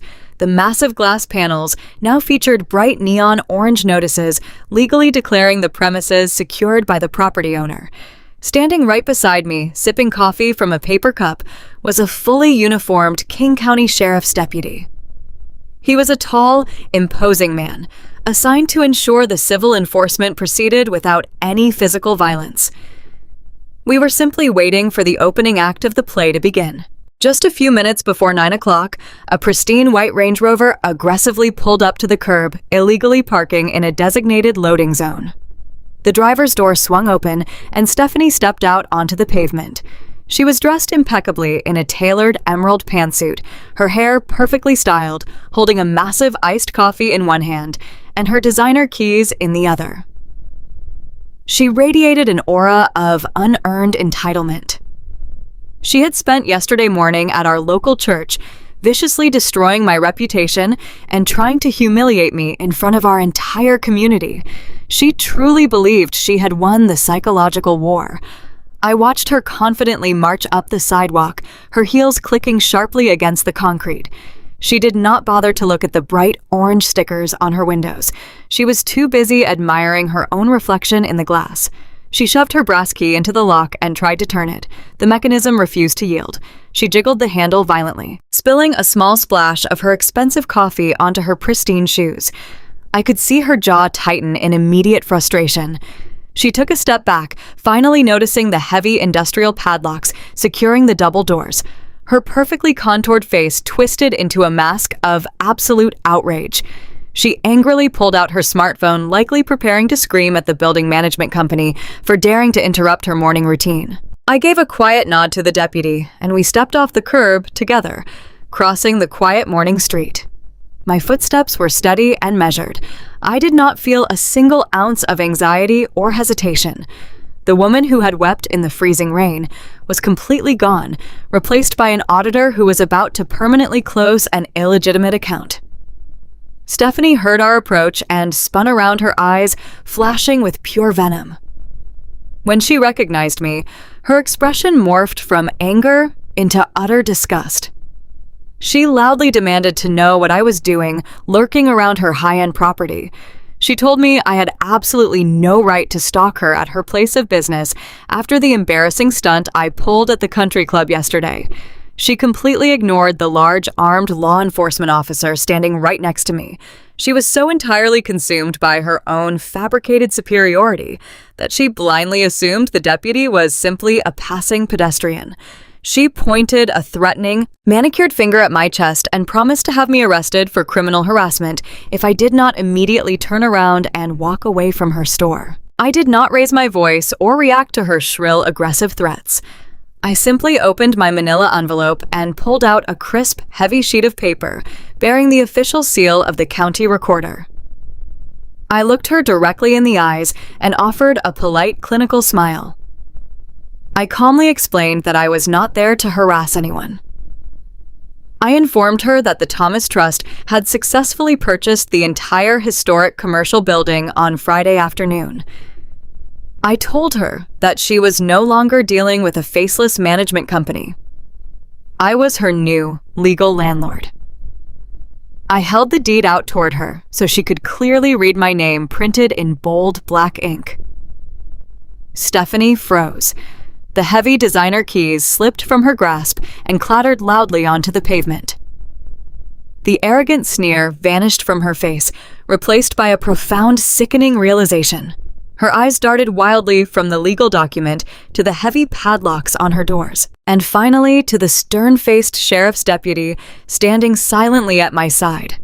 She stammered out a weak, incoherent denial, refusing to believe that the dreary, helpless bookkeeper she had mocked for years now owned the very ground she stood upon. I did not give her a single moment to recover her breath or formulate a defense. I pulled a second document from my envelope. This one was an immediate commercial eviction notice drafted by Arthur Harrison. I handed it directly to her, explaining that her lease was hereby terminated without any grace period or right of appeal.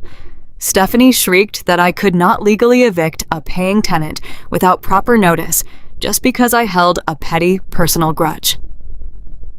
That was exactly the moment I dropped the heavy anvil.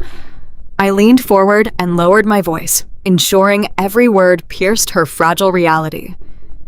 I told her that this eviction had absolutely nothing to do with personal feelings. It had everything to do with federal financial crimes.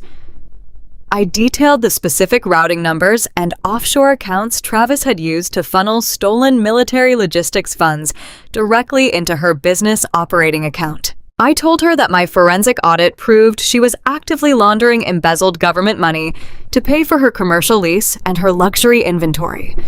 I explained that conducting illicit federal financial activities on the premises constituted a severe and immediate violation of her commercial lease agreement. The deputy finally stepped forward, tapping his utility belt. He officially confirmed that the premises were now secured pending a full financial investigation and informed her that she was strictly barred from entering the property or removing any inventory. The absolute terror that washed over Stephanie was spectacular to witness. The reality of a federal money laundering investigation completely shattered her arrogant facade. She realized she was not just losing her precious boutique. She was facing the terrifying prospect of a lengthy prison sentence. The false loyalty she held for her brother dissolved instantly into raw, desperate self-preservation. She let out a hysterical, panicked sob and began to violently punch numbers into her smartphone. She put the call on speakerphone, pacing frantically on the sidewalk while the line rang. When Travis finally answered, his voice sounded groggy and completely defeated from his own disastrous weekend. Stephanie did not offer him any comfort. She began screaming at the top of her lungs, cursing his name, and demanding to know what he had done. She shrieked that her store was padlocked, that the police were involved, and that Clara possessed all the banking records proving the money was stolen from the military. She wildly blamed him for destroying her life, commanding him to fix the mess immediately before she handed all her own records over to the authorities to save herself. I stood on the sidewalk, watching the two vicious siblings violently turn on each other. The unbreakable alliance that had thrown me out into the cold was now completely fractured, permanently destroyed by their own toxic greed. I smiled, turning my back on the hysterical, screaming woman, knowing my vengeance was mathematically perfect. The walls of Travis's meticulously constructed reality were not just cracking, they were actively caving in on him. Arthur Harrison had strategically placed a team of private investigators to monitor my husband's downward spiral, and the daily reports painted a pathetic portrait of a man completely unraveling. Travis was entirely cut off from his stolen military funds. His bank accounts remained locked under federal injunctions, transforming his premium metal credit cards into useless pieces of plastic. To make matters infinitely worse, Stephanie had become a relentless nightmare. Having lost her glamorous downtown boutique to my eviction notice, my sister-in-law spent her days frantically calling Travis, screaming threats into his voicemail and demanding cash to hire a criminal defense attorney. She blamed him entirely for the money laundering investigation, threatening her freedom, completely abandoning the toxic family loyalty they had once used to abuse me. Travis was suffocating under the weight of his own arrogance. The military tribunal had set a hard deadline for his restitution payment. If he did not produce hundreds of thousands of dollars within the next few days, he would be formally indicted and escorted to a military prison. He was trapped, utterly desperate and wildly looking for a fast exit strategy. I sat in Arthur's quiet office watching the digital web we had spun tighten around my betrayer. Travis still possessed one final delusion. He honestly believed he held the clear, uncontested title to my beautiful childhood home. In his panicked mind, that 4-bedroom Craftsman property was his golden ticket out of Seattle. He formulated a reckless plan to liquidate the house, gather a massive pile of untraceable cash, and flee the state with Amber before the federal prosecutors could officially issue an arrest warrant. He did not have the luxury of time to list the property on the traditional market, host open houses, or wait for standard mortgage approvals. He needed a buyer who asked 0 questions and brought a briefcase full of immediate funds. Naturally, he gravitated toward the shadowy world of fast-track, all-cash corporate real estate investors. These predatory firms specialized in buying distressed properties at a steep discount, promising a closing window of less than 72 hours. Arthur and I tracked his digital footprint as Travis frantically reached out to a notorious local investment group known for their aggressive acquisition tactics. Amber, entirely blinded by her own greed, was likely packing her designer luggage, dreaming of a sunny escape to an expensive coastal resort where she could play the wealthy mother using my stolen inheritance. The corporate buyers did not care about the aesthetics of my childhood home or the beautiful garden my mother had planted.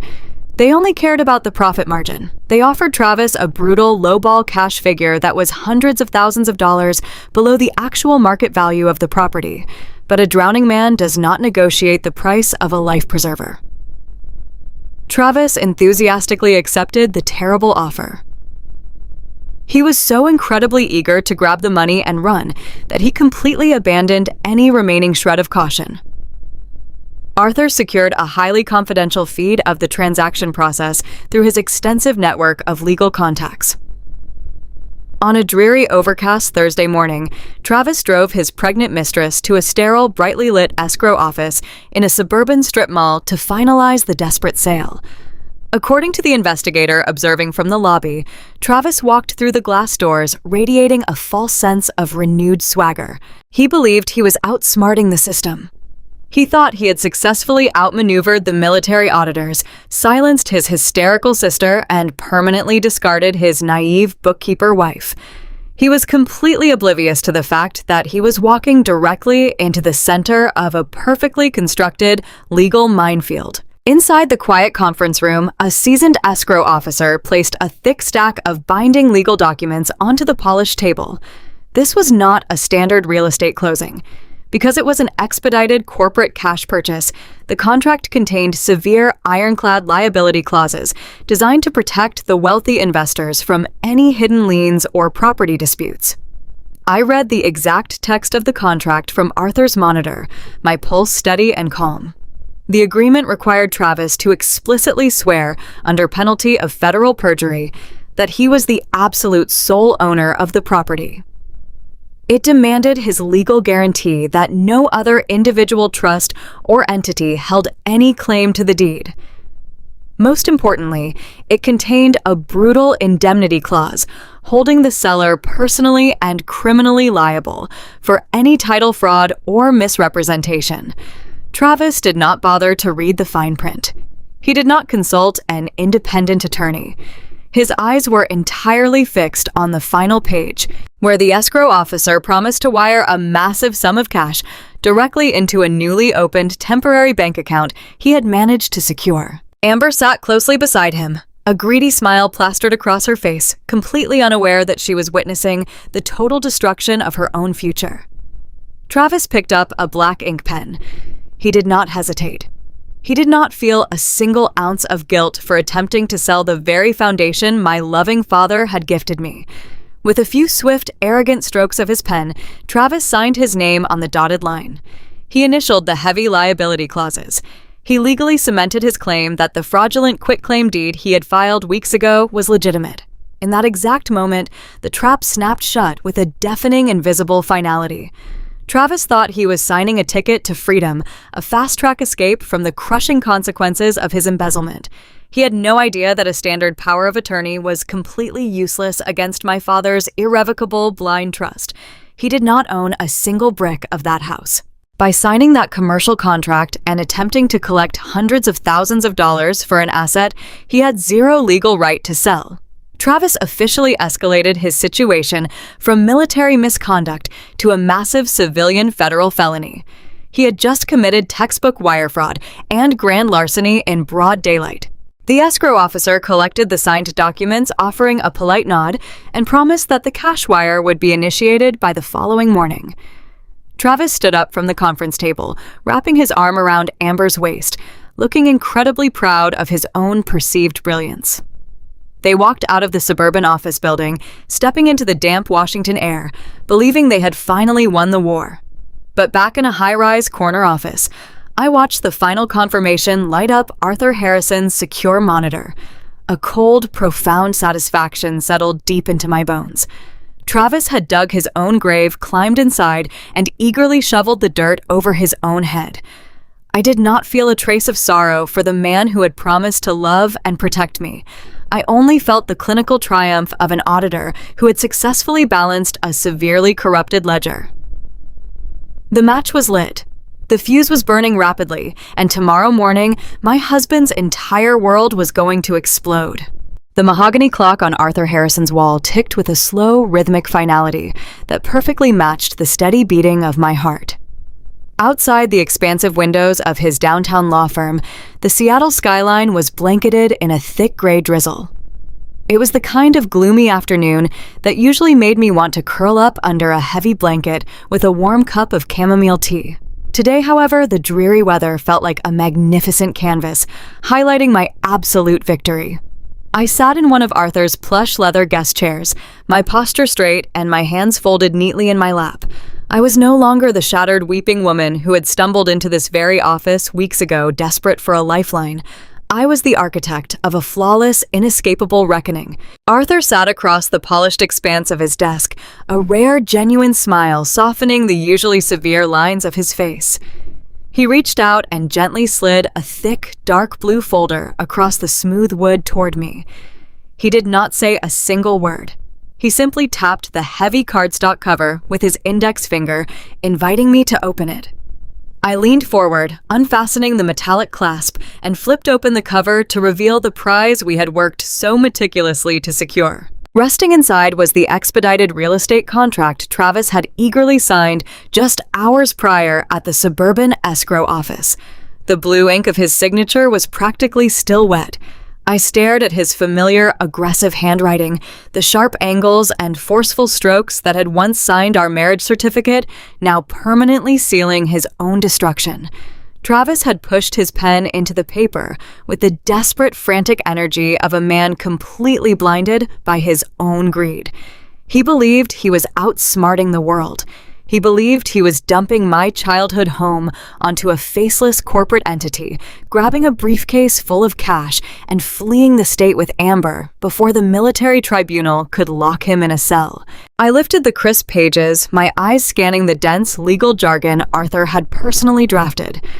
Travis had sold the property to a firm listed on the contract as Vanguard Horizon Acquisitions Limited Liability Company. It sounded incredibly intimidating. It sounded like an aggressive billionaire-backed conglomerate that preyed on distressed sellers. Travis had eagerly accepted their terribly low cash offer because they promised to wire the funds within 24 hours, asking absolutely zero questions about his personal background or financial history. I looked up from the document meeting Arthur's gleaming eyes. The beautiful, poetic irony of the situation was almost overwhelming. Vanguard Horizon Acquisitions was not a shadowy conglomerate. It was a private holding company created exactly 3 days ago. It was entirely funded and exclusively owned by the Thomas Trust. My trust. My father's irrevocable trust. Travis had been so incredibly eager to steal my house and run away with his pregnant mistress that he had literally just sold my own property directly back to me. I traced my finger over the specific indemnity clauses Arthur had buried deep within the standard boilerplate text. By executing this specific contract, Travis had officially sworn under penalty of perjury that he was the sole uncontested owner of the property. He had legally guaranteed that the fraudulent quitclaim deed he had filed was entirely legitimate. He had provided his signature, his military identification number, and his newly minted offshore bank routing details to facilitate the massive cash transfer. Arthur leaned back in his chair, folding his hands over his vest. His deep, gravelly voice filled the quiet office as he laid out the magnificent consequences of what Travis had just done. He explained that when Travis stole the military logistics funds, he committed a severe crime under the Uniform Code of Military Justice. But by signing this real estate contract, Travis had crossed a terrifying new threshold. He had deliberately attempted to defraud a civilian corporation across state lines using electronic banking networks. He had committed textbook, undeniable federal wire fraud. He had committed grand larceny. He had committed egregious perjury in a sworn legal document. There was no gray area. There was no plausible deniability. Travis could not blame a clerical error or point the finger at a subordinate officer. He had personally walked into that escrow office, presented his identification, and actively attempted to steal hundreds of thousands of dollars from an entity that was secretly managed by the very wife he thought he had completely destroyed. He had handed us a pristine, beautifully documented confession of his civilian felony. I sat back, allowing the sheer magnitude of the trap to wash over me. I pictured Travis sitting in his temporary apartment, likely popping open a bottle of expensive champagne, with Amber arrogantly celebrating their brilliant escape plan. I imagined them packing their designer luggage, browsing real estate listings in sunny coastal towns, eagerly waiting for the massive bank wire to hit their account tomorrow morning. They had absolutely no idea that the money did not exist. They had no idea that the banking portal they were constantly refreshing was about to be seized by federal prosecutors. The alliance of villains that had worked so hard to ruin my life was completely oblivious to the hurricane currently bearing down on them. Stephanie had lost her boutique and was actively turning against her brother to save herself. Amber was happily carrying the child of a man who was about to spend the next 2 decades in a federal penitentiary. And Travis, the arrogant mastermind who thought he could discard a loyal accountant like a piece of trash, had just voluntarily locked the handcuffs around his own wrists. I gently closed the dark blue folder and pushed it back across the desk toward Arthur. I did not feel a single drop of remorse. I did not feel pity for the man I had once loved. I felt the profound grounding peace of a woman who had finally balanced the ultimate ledger. I asked Arthur what our next step would be. He smiled, picked up the folder, and casually mentioned that he had a golf game scheduled with the United States Attorney for the Western District of Washington tomorrow morning. He thought this particular contract would make for excellent conversation on the first tee. I nodded, picked up my purse, and walked out of the law firm. The trap had permanently snapped shut, and I was ready to watch my husband fall. The heavy knock on the apartment door echoed through Travis's temporary living space, shattering whatever fragile peace he had managed to construct. It was exactly 8 o'clock on a Tuesday morning. I knew the precise timing because Arthur Harrison had personally coordinated the delivery with the military tribunal liaison. Travis answered the door in his wrinkled sweatpants, fully expecting a food delivery, or perhaps a local courier with more useless demands from his furious sister. Instead, he found himself staring directly at the stern, unyielding face of a federal marshal flanked by 2 uniformed military police officers. They did not offer a polite greeting. They handed him a thick sealed document bearing the unmistakable seal of the United States Department of Defense. It was an official military court subpoena. The jig was entirely up. The federal prosecutors had fully traced the embezzled logistics funds, mapping every single fraudulent wire transfer he had authorized during his deployment. The document demanded his immediate appearance before a grand jury and outlined the devastating criminal charges hanging over his head: grand larceny, wire fraud, and conduct unbecoming of an officer. The trap I had set with the real estate contract was the final, undeniable proof of his desperate intent to flee. Travis took the heavy manila envelope with trembling hands, the color completely draining from his face, as the officers turned and walked away without uttering a single word of comfort. Panic is a highly predictable emotion when you understand the psychology of a narcissist. Travis did not experience a sudden wave of remorse for destroying our marriage or stealing my life savings. He did not feel a sudden urge to protect Amber, the woman carrying his unborn child. He only felt the primal, overwhelming instinct to save his own skin at any absolute cost. As he paced the confined space of their rented apartment, his mind frantically searched for a viable scapegoat. The answer was sitting right in the next room, blissfully unaware of the impending doom. Amber had willingly allowed Travis to set up the domestic shell corporations in her name. She had eagerly signed the banking documents to receive the stolen money, blinded by the promise of luxury vehicles and expensive jewelry. In Travis's twisted, desperate logic, she was the perfect fall guy. He could easily claim to the authorities that she had manipulated him, that she had orchestrated the entire civilian side of the money laundering operation, and that he was simply an innocent victim of her financial deceit. It was a pathetic, transparent lie, but a drowning man will gladly step on anyone to reach the water surface. Travis quietly retreated to the bedroom and locked the door. He opened his laptop and bypassed their shared accounts, logging into a secure, encrypted browser. Using a small stash of emergency funds he had kept hidden from both of us, he quickly purchased a single one-way first-class ticket to a remote island nation in the Caribbean. He did not book a seat for Amber. He did not factor his unborn child into his escape plan. He began shoving a few essential clothes, his passport, and a handful of expensive watches into a leather duffel bag, moving with the silent, hurried precision of a coward, preparing to abandon ship in the dead of night. But Amber was a seasoned survivalist in her own right. She had built her entire life around extracting wealth from arrogant men, and she possessed a finely tuned radar for shifting dynamics. She noticed the subtle, frantic energy radiating from Travis the moment the federal officers left the property. She watched the way he avoided making eye contact with her, the way his jaw tightened when she asked what the heavy envelope contained, and the suspicious muted clicking of his keyboard behind a locked door. Her maternal instincts were practically non-existent, but her greed-driven paranoia was entirely activated. When Travis finally emerged from the bedroom, claiming he needed to run down to a local legal clinic for an emergency consultation, she simply nodded and offered him a sweet, supportive smile. The absolute second the front door clicked shut, Amber dropped the loving girlfriend act. She sprinted into the bedroom and tore through his belongings. It did not take her long to find the leather duffel bag shoved hastily beneath the bed frame.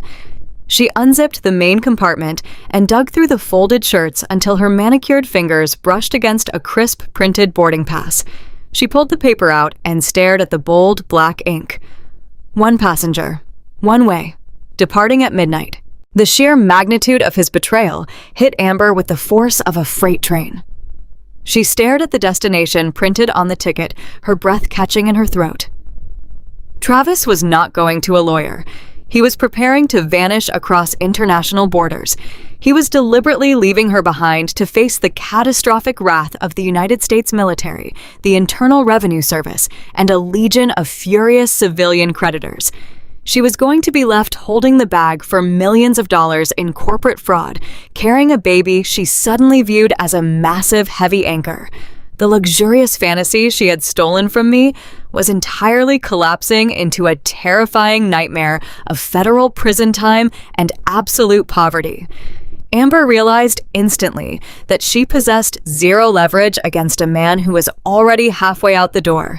She had no money, no legal protection, and no powerful allies. She needed an immediate, miraculous lifeline, and she knew exactly where to find the one person who held all the remaining cards. It was shortly after the lunch hour when I walked out of the towering glass doors of my corporate office building. The cool, refreshing afternoon breeze was a welcome change from the stuffy atmosphere of the accounting floor. I was heading toward the corner cafe to grab a fresh cup of coffee when a frantic figure stepped directly into my path. It was Amber. She looked absolutely nothing like the smug, triumphant woman who had stood in my driveway watching me get thrown out into the rain. Her expensive designer coat was buttoned unevenly. Her hair was a chaotic, unbrushed mess, and her heavily mascaraed eyes were wide with pure, unadulterated terror. She looked completely shattered, a pathetic reflection of the very misery she had helped inflict upon me. She blocked my path on the busy sidewalk, her hands trembling violently as she held out the crumpled boarding pass. She did not attempt to insult me or flaunt her stolen status. She completely abandoned her pride, her voice cracking as she loudly begged for my attention. She frantically explained that Travis was abandoning her, that he had pinned the entire money laundering operation on her shell companies, and that he was fleeing the country tonight. She wept openly in front of passing pedestrians, pleading with me to listen to her.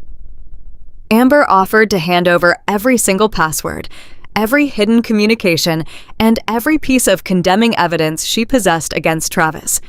She was desperately trying to sell out the man she loved in exchange for a fraction of legal mercy. She realized too late that she had allied herself with a monster, and now she was begging the very woman she had destroyed to save her from the wreckage. I looked at the sobbing, terrified mistress standing on the pavement, feeling the absolute cold perfection of justice, shifting the power entirely into my hands. The sprawling asphalt of the supercenter parking lot stretched out beneath a heavy canopy of bruised gray clouds. Just a few weeks prior, I had parked my battered sedan in this exact same desolate corner. Back then, I was a terrified outcast shivering in the damp night air with my entire life packed into the trunk of a car. Today, the narrative had violently shifted. I sat comfortably behind the steering wheel, watching the automatic sliding doors of the massive retail store in the distance. The heater hummed a low, steady rhythm against my legs. Neatly tucked into the side pocket of my leather handbag was a high-definition digital audio recorder. Its tiny red light blinked steadily, confirming it was capturing every ambient sound within the vehicle. I'd specifically chosen this location for our meeting. I wanted Amber to stand on the very pavement where she and Travis had callously forced me to sleep. I wanted the bitter, poetic justice to seep deep into her bones. She did not arrive in the pristine, white luxury, sports utility vehicle she had loudly demanded at the auto dealership. Instead, a rusted yellow taxi deposited her near the edge of the lot. Amber looked like a completely different human being. The designer sunglasses and haughty smirk were entirely gone. She wore an oversized beige trench coat that hung awkwardly over her pregnant frame, and her blonde hair was pulled into a messy, tangled knot. She clutched her oversized purse against her chest as she frantically scanned the rows of parked vehicles. When she finally spotted my familiar car, she practically sprinted across the cracked pavement. She did not bother to knock on the window. She yanked the passenger door open and threw herself onto the upholstery, breathing in ragged, shallow gasps. The heavy scent of fear and cheap mint gum instantly filled the confined space. I kept my hands resting lightly on the steering wheel, refusing to look at her directly. I simply stared straight ahead through the windshield, waiting for her to speak. Amber could not handle the silence. She began talking at a manic, frantic pace. She told me that Travis was a monster, that he had completely lost his mind, and that he was actively preparing to abandon both of us. She pulled a crumpled airline boarding pass from her coat pocket and shoved it toward my face. She explained that she had found it hidden inside his travel bag. It was a single one-way ticket to a foreign country, departing in just a few hours. He was leaving her to face the federal financial authorities entirely alone while she carried his unborn child. Her voice cracked as she tried to force out a few sympathetic tears, but I felt absolutely nothing for the woman sitting beside me. I slowly turned my head and asked her why she was bringing this information to me instead of the local police. Amber swallowed hard, wiping a smudge of dark makeup from beneath her eye. She attempted to summon a fraction of her former arrogance. She stated that she knew I wanted to see Travis rot in a military prison. She proudly declared that she was the only person who held the master keys to his entire corrupt empire. She offered to serve as the ultimate star witness against him. She promised to hand over every hidden ledger, every fake corporate charter, and every piece of physical evidence necessary to lock him away for decades. But her cooperation came with a steep, absolute price. She demanded $50,000 in untraceable cash. She claimed she needed the funds to hire a specialized defense attorney and relocate to a different state before the grand jury indictments were officially unsealed. She looked at me with a desperate, hungry intensity, genuinely believing she still held a valuable hand of cards. I let out a soft, measured sigh, acting as though I was seriously considering her extortion attempt. I told her $50,000 was a massive sum of money for a working accountant to produce on such short notice. I explained that before I even considered liquidating my assets, I needed absolute proof that her testimony was actually worth purchasing. I leaned slightly toward my purse, ensuring the hidden microphone had a perfectly clear path to her voice. I asked her to give me a taste of the evidence. I challenged her to prove she actually understood the inner workings of his embezzlement scheme and was not just an ignorant bystander repeating things she had overheard. The trap was completely invisible, and Amber eagerly stepped right into the center of it. Driven by sheer panic and the desperate need for cash, she began to sing like a canary. She detailed the exact names of the 3 domestic shell corporations she had registered using her own maiden name. She recited the specific routing numbers Travis had utilized to funnel the stolen Department of Defense logistics budget directly into their shared civilian accounts. She openly admitted that Travis had explicitly instructed her to sign the commercial real estate documents to conceal the origins of the money. She even confessed to personally laundering a portion of the funds through Stephanie's high-end retail boutique. She spoke for 10 solid minutes, outlining a flawless, comprehensive roadmap of their federal crimes. She implicated herself in wire fraud, grand larceny, and criminal conspiracy, all while trying to convince me of her immense value. She handed me the smoking gun wrapped in a neat little bow. When she finally finished her exhaustive confession, she leaned back against the seat, breathing heavily. She asked me how quickly I could transfer the money. I slowly reached into my handbag and pressed the tiny stop button on the digital device. I secured the recording and zipped the leather pocket shut. I turned to face my husband's pregnant mistress and offered her a cold, terrifying smile. I told her that I was not going to give her a single penny. I explained that she had just voluntarily confessed to a massive litany of federal felonies on a high-definition audio recording. I informed her that I already possessed all the banking records I needed, and her pathetic little speech was simply the final piece of the puzzle I required to secure her absolute destruction. Amber sat entirely paralyzed. The color vanished from her face, leaving her skin a sickly pale gray. Her jaw dropped open, but no sound emerged. She finally realized the catastrophic magnitude of her mistake. I reached across her lap, grabbed the handle of the passenger door, and shoved it forcefully open. The bitter parking lot wind rushed into the car. I told her to get out of my vehicle immediately. I warned her that if she ever attempted to contact me again, I would march my recording directly into the local Federal Bureau of Investigation field office before the sun went down.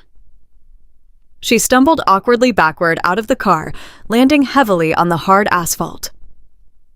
I pulled the door shut, locking it with a sharp, metallic click.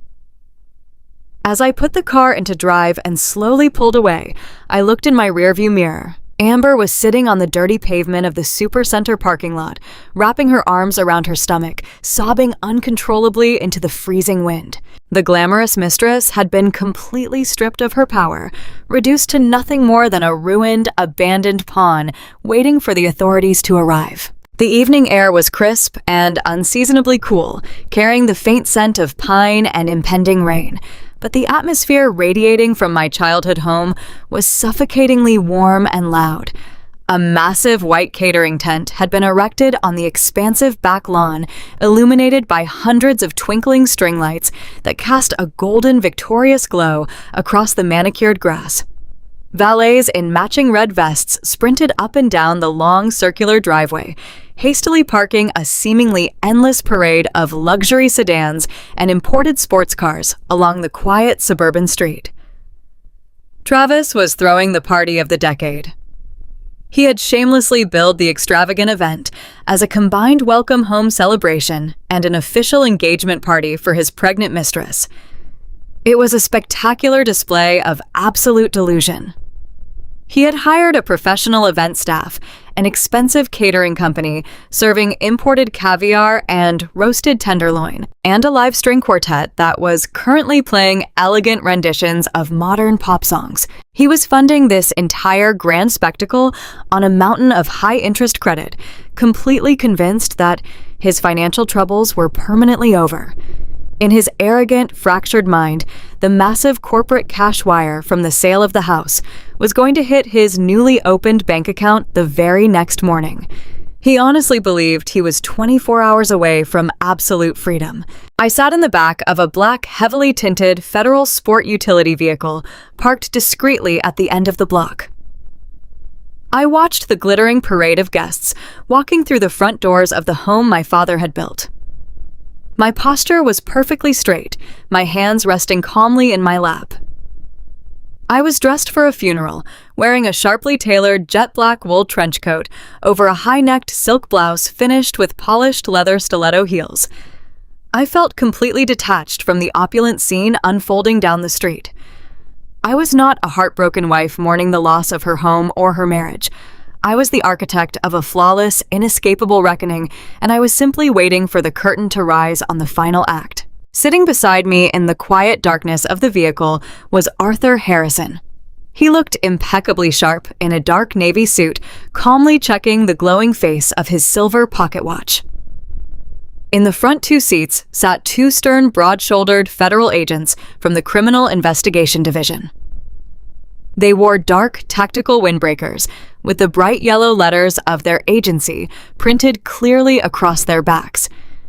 We had been sitting in the vehicle for nearly an hour, waiting for the party to reach its absolute peak. We wanted the maximum number of witnesses. We wanted the audience to be completely captivated by my husband before we pulled the floor out from under his feet. Through the slightly lowered window of the vehicle, the sudden sharp sound of a spoon tapping against a crystal champagne flute echoed across the neighborhood. The string quartet abruptly stopped playing. A low hum of polite applause rippled through the crowded house and spilled out onto the front porch. Travis had stepped up to the microphone. Arthur gave me a slow, knowing nod. The federal agent in the driver's seat quietly put the vehicle into gear and rolled it slowly down the street, stopping directly at the base of my driveway. We did not get out immediately. We sat with the windows rolled down, listening to the booming, amplified voice of the man who had tried to destroy me. Travis was standing on the landing of the grand wooden staircase inside the grand foyer, holding a glass of vintage champagne. He wore a custom-tailored tuxedo that fit his broad shoulders perfectly. He began his speech by thanking his fellow officers, the local politicians, and the wealthy country club elite who had gathered to drink his free liquor. He spun a magnificent, completely fabricated web of lies about his military valor. He told the captivated crowd that he had spent his deployment managing highly classified, multi-million-dollar logistics operations under the constant threat of enemy fire. He painted himself as a tireless, brilliant hero who had single-handedly secured vital supply lines for the nation. Then he gestured widely to his side, proudly presenting Amber to the audience. She was draped in a skin-tight sequined silver gown that prominently highlighted her pregnant belly, smiling like a triumphant queen. Travis pulled her close and kissed her cheek, declaring that she was the true prize of his return. But a narcissist can never simply celebrate their own victory. They must completely obliterate their perceived enemies. Travis inevitably brought up my name. He lowered his voice, adopting a tone of fake, mocking pity. He told the silent room that true heroes are often betrayed by those they trust the most. He painted me as a fragile, incompetent, and greedy woman who had suffered a complete mental collapse while he was bravely serving his country. He claimed I had maliciously attempted to steal his hard-earned wealth and ruin his stellar reputation. He boldly lied to the faces of our neighbors, stating that he had been forced to legally remove me from his property to protect his future and his unborn child.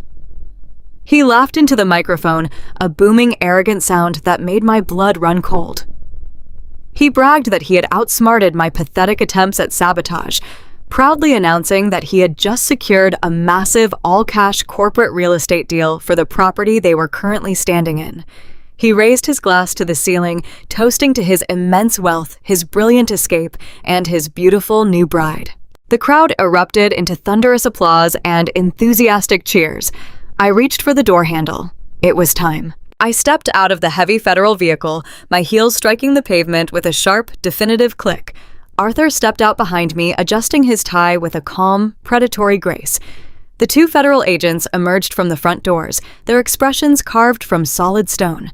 We walked together up the cobblestone path, marching in a tight, impenetrable formation. The valet attendant standing near the porch took one look at the federal windbreakers and immediately stepped back into the shadows, their eyes wide with sudden panic. We reached the massive oak double doors. I did not bother to knock. I did not ring the doorbell. I placed my hands flat against the heavy wood and pushed the doors wide open. The doors slammed loudly against the interior foyer walls, the explosive sound cutting through the applause like a gunshot. The entire room completely froze. Dozens of wealthy guests, military officers, and local socialites turned their heads in absolute shock. The hired disc jockey, sensing the sudden catastrophic shift in the atmosphere, fumbled with his equipment and abruptly killed the background music. A suffocating, terrifying silence instantly fell over the grand foyer.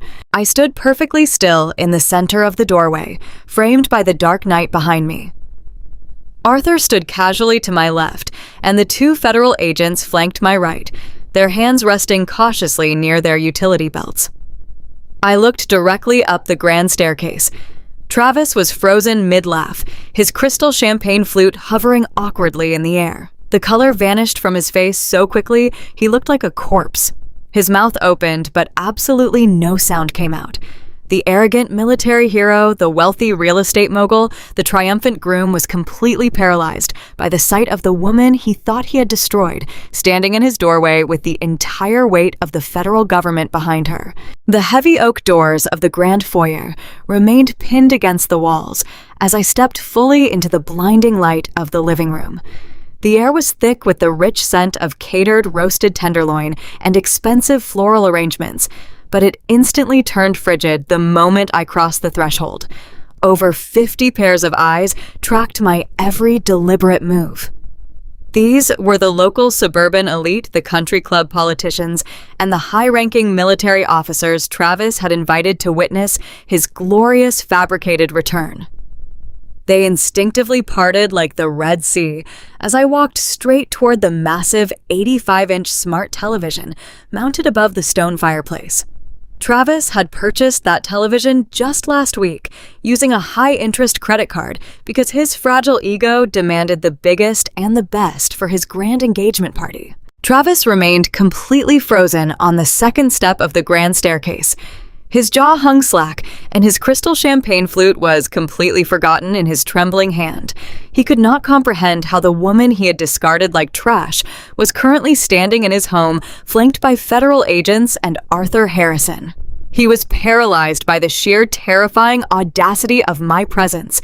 I did not raise my voice. I did not scream or cry or demand an apology. I simply pulled a small digital remote drive from my coat pocket and plugged it directly into the side port of the television. I tapped a few buttons on my smartphone, pairing the devices in a matter of seconds. I turned around to face the captive, wealthy audience. I told them in a remarkably calm voice that Travis had just given a deeply moving speech about loyalty and heroism. I said I thought it was only fitting to provide a visual presentation to honor his true legacy. The massive screen flickered to life, bathing the dim room in a harsh, bright white light. A collective gasp rippled through the crowded room as the first document appeared in crisp, high definition. It was not a commendation medal or a certificate of valor. It was a formal notification of a federal criminal indictment from the United States Department of Defense. I looked out at the sea of shocked, horrified faces and spoke with absolute clarity. I explained that Travis was not a brave soldier who had managed classified logistics under enemy fire. He was a common thief. I told the room that my husband had spent his entire deployment meticulously embezzling millions of dollars from military supply chains to fund a lavish lifestyle for his pregnant mistress, standing right there on the staircase. Amber let out a sharp, terrified squeak. She instinctively took 3 steps away from Travis, actively trying to distance herself from the radioactive fallout of his exposure. The military officers in the room immediately stiffened their posture, their expressions shifting rapidly from polite confusion to deep professional disgust. Travis finally found his voice. He began to stammer loudly, demanding that someone unplug the screen. He aggressively shouted that I was an insane, jealous woman fabricating elaborate lies to ruin his pristine life. I ignored his pathetic outburst and simply tapped my phone screen again. The image changed instantly. Now the television displayed his official military discharge papers, alongside a series of highlighted bank transfers. The routing numbers clearly showed government funds flowing directly into domestic shell corporations managed entirely by Amber. I wanted every single layer of his false facade stripped away in front of the very people he desperately sought to impress. I tapped the screen a 3rd time, bringing up my late father's irrevocable trust documents. The heavy legal text proved beyond a shadow of a doubt that the property could never be transferred through a simple marital quitclaim deed. I looked directly at Travis. He was breathing in ragged, shallow gasps, and his face was dripping with cold sweat. I told him and the entire silent room that he had recently attempted to sell this beautiful home to an all-cash corporate buyer known as Vanguard Horizon Acquisitions.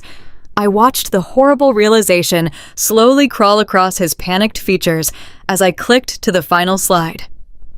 It was the corporate registration for Vanguard Horizon, clearly listing me, Clara, as the sole owner and chief executive officer. I explained that he had tried to steal my childhood home and run away with a briefcase full of untraceable cash, but because he was entirely blinded by his own arrogance, he never bothered to read the fine print. I told him that by signing that real estate contract yesterday morning, he had legally sold my own house back to me while committing felony wire fraud and perjury in the process.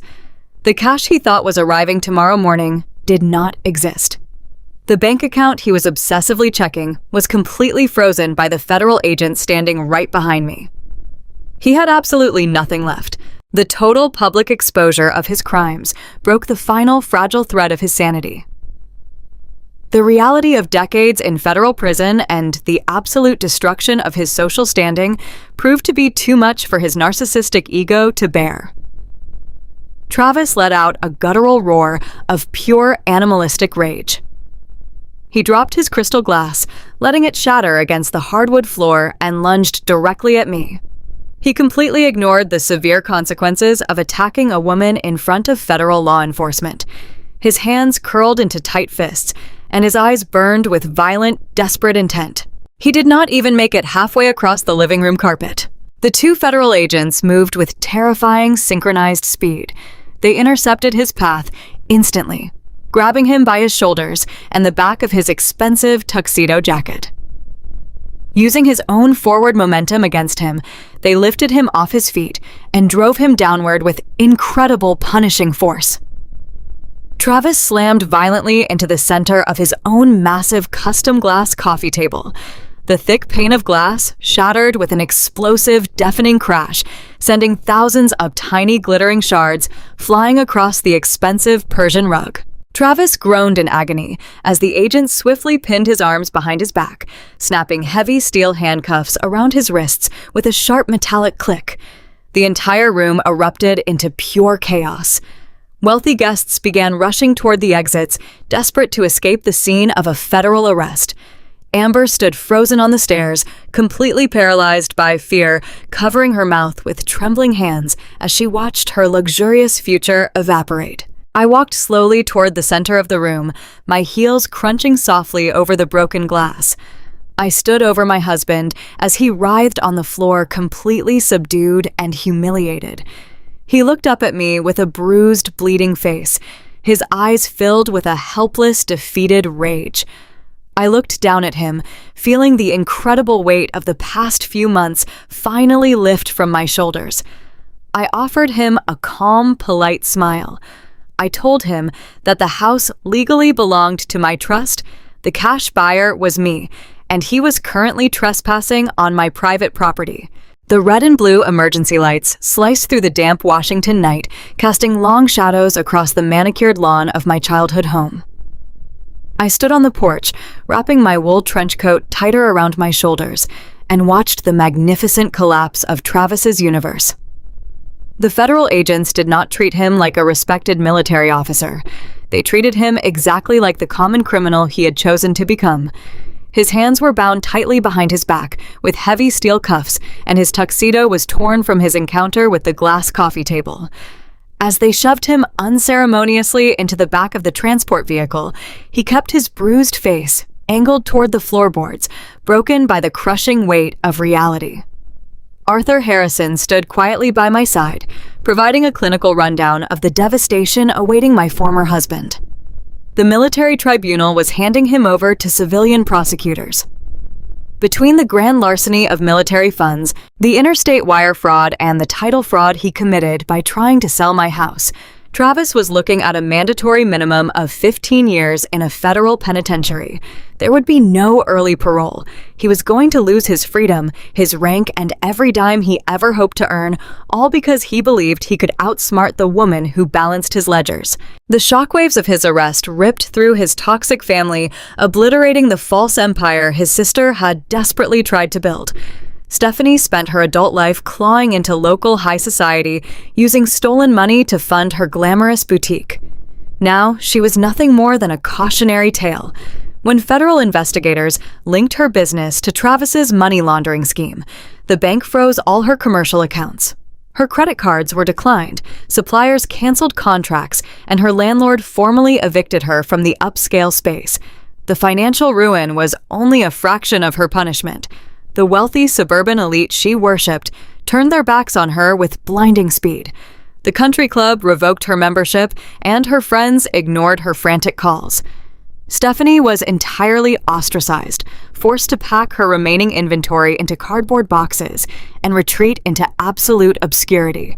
She had treated me like disposable trash, and now she was learning how cold the world could be when your identity is built on fraudulent lies. As for Amber, her grand illusion of securing a wealthy savior evaporated the second Travis was hauled away. She had stood paralyzed on my staircase, wearing a sequined gown purchased with my stolen inheritance, watching her future turn to dust. Federal authorities showed her absolutely no mercy, confiscating the designer jewelry, the keys to her leased vehicle, and every asset tied to her fraudulent shell corporations. She was left standing on the street with nothing but the clothes on her back and the terrifying reality of an impending child. Amber had gambled her youth on extracting wealth from arrogant men, and she ultimately drew the worst possible hand. Completely destitute and abandoned by the man who promised her the world, she had no choice but to board a cheap commercial bus and return to the cramped home of her parents 2 states away. There would be no coastal resorts or private nannies.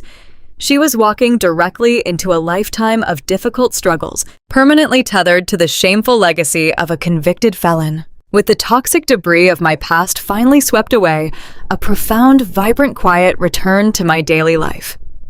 I officially moved back into the beautiful 4-bedroom craftsman property that my loving father had painstakingly built.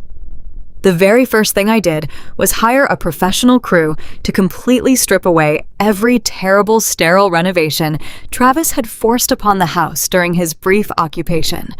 The cold gray paint was covered over with warm, inviting tones. The harsh, aggressively modern fixtures were replaced with classic, comforting designs. I spent my quiet weekends planting fresh hydrangeas and bright marigolds in my mother's beloved garden, carefully restoring the vibrant soul of the property that my ex-husband had tried to ruthlessly suffocate. Walking through those sunlit halls each morning, I no longer felt the oppressive shadow of his manipulation or the sharp sting of his betrayal. I felt an incredible connection to the brilliant man who had raised me. My father had not just left me a beautiful house. He had left me a quiet, formidable financial empire, and it was finally time for me to step directly into the light. I took my rightful place at the head of the polished boardroom table, officially assuming my role as the Chief Executive Officer of Vanguard Horizon Acquisitions and the broader holding company. I traded my sensible, faded cardigans for sharp, impeccably tailored executive suits. I spent my days analyzing massive commercial portfolios, directing investment strategies, and expanding the legacy my family had worked so hard to build. Travis had genuinely believed I was nothing more than a naive, obedient bookkeeper who would quietly accept my own absolute destruction. He severely underestimated the fierce, calculated strength of a woman who had been pushed to the absolute brink. I had meticulously gathered my evidence, secured my fortress, and executed a flawless counterattack that left my enemies with absolutely nothing. When someone you love decides to betray your trust and exploit your kindness, do not let them convince you that you are weak. Gather your strength, protect your boundaries, and remember that the truth is the most powerful weapon you will ever wield against deceit. You are entirely capable of rebuilding a life far more beautiful than the one they selfishly tried to destroy. Thank you so much for listening to my journey today. If you found strength or inspiration in this story, please hit that like button, subscribe to the channel for more empowering content, and leave a comment below telling me exactly what city and time you are watching from right now. Your incredible, unwavering support means the world to me. The dust has finally settled over the shattered ruins of the life Travis tried to build on top of my pain. As I sit here today in the quiet warmth of my own living room, I can look out through the pristine glass of the front windows and see nothing but the peaceful street. There are no flashing red and blue police lights anymore. There are no frantic mistresses screaming on the pavement. There are no arrogant men standing on my staircase, wearing custom tuxedos bought with stolen money and declaring themselves the kings of a counterfeit empire. There is only a profound, beautifully deep silence. It is the kind of silence that you can only truly appreciate after you have walked through the absolute center of a roaring hurricane and come out the other side entirely intact. I take a slow, deep breath of the air inside my home, and for the first time in what feels like an eternity, my lungs expand without catching on the sharp edges of anxiety or fear. I want to speak directly to you right now because I know that my journey is not just my own. I know there are women watching this who understand exactly what it feels like to have the ground completely ripped out from beneath your feet by the very person who promised to keep you safe. You pour your entire soul into a marriage. You sacrifice your own desires, your own career opportunities, and your own financial security to build a sturdy foundation for the man you love. You stand by him when he struggles. You balance the checkbook when times are lean. You excuse his late nights and his sudden bursts of temper because you believe in the sacred vow of partnership. You give and you give and you give until your hands are completely empty. And then one random Tuesday, you discover that he has taken all of your sacrifices and handed them over to a woman half your age. You realize that while you were busy building a life together, he was busy building an escape hatch. Travis made the fatal mistake that arrogant, narcissistic men have been making since the dawn of time. They mistake genuine kindness for pathetic weakness. They look at a devoted wife who quietly manages the household, and they see an easy target. They believe that because we do not scream and shout and demand the spotlight, we must be entirely docile. They thought because I was quiet, because I was loyal, I was weak. But a woman's silence is not always submission. Sometimes it is her calculating the exact moment to strike back. I am an accountant by trade. I have spent my entire professional life finding hidden discrepancies in dense, complicated ledgers. I know how to track missing numbers, and I know how to balance the scales. When Travis decided to betray me, he did not just break my heart. He activated a level of cold, precise survival instinct that he lacked the basic intelligence to comprehend. He thought he could steal my childhood home and my dignity. Instead, he handed me the exact tools I needed to legally and permanently dismantle his entire existence. I look back on the days when I shivered in the back seat of my car in that freezing supercenter parking lot. I remember the crushing weight of despair pressing down on my chest, making it difficult to even draw a breath. I remember feeling like a discarded piece of trash while Travis and his greedy mistress paraded around my home, drinking my father's wine and sleeping in my bed. It would have been so incredibly easy to just give up in that moment. It would have been completely understandable if I had just signed whatever papers they shoved in my face and crawled away to lick my wounds in the dark. But the fire inside me, the legacy of a father who taught me to stand tall, refused to be extinguished. I gathered my evidence. I found the right legal counsel. I let Travis build his fragile house of cards as high as he possibly could before I walked in and pulled out the bottom row. The satisfaction of watching justice unfold is not about petty revenge. It is about restoring the natural order of the universe. It is about proving that evil, greedy actions carry massive, devastating consequences. Travis is currently sitting in a sterile federal prison cell, stripped of his rank, his wealth, and his freedom. He will spend the next 15 years staring at concrete walls, completely isolated from the luxurious world he tried to steal. Stephanie is entirely bankrupt, her toxic social climbing permanently halted by the public exposure of her criminal complicity. Amber is back in her childhood bedroom, destitute and abandoned, learning the incredibly harsh lesson that stolen money can never buy true security. They all tried to feast on my destruction, and instead they choked on their own limitless greed. I want my story to serve as a powerful warning and a beacon of hope for anyone who feels trapped by a manipulative partner. Do not let them convince you that you are helpless. Do not let them gaslight you into believing you have no options. You must protect your own foundation. You must know exactly where your assets are held, and you must never blindly sign away your legal rights simply to keep the peace in your home. You are entirely capable of fighting back. You have a reservoir of strength inside you that you cannot even begin to fathom until you are forced to use it. You can rebuild your life brick by brick, and you can emerge from the ashes stronger and more magnificent than the person you were before the fire started. Never allow anyone to tell you that your age or your quiet nature makes you vulnerable. The quietest people are often the most observant, and the most observant people are the ones who know exactly how to secure their own justice. My home is mine again. My father's legacy is perfectly safe. My future belongs entirely to me. I am stepping into my role as the chief executive officer of a thriving corporate entity, and I am doing it with my head held high and my conscience entirely clear. Never let your love blind you to your own legal and financial worth. If my story resonated with you today, please hit that like button and subscribe to the channel for more stories of justice. I want to know where my strong viewers are from. Drop your city, state, and the time you are watching this in the comments below. Stay strong and never let anyone tell you you are a burden.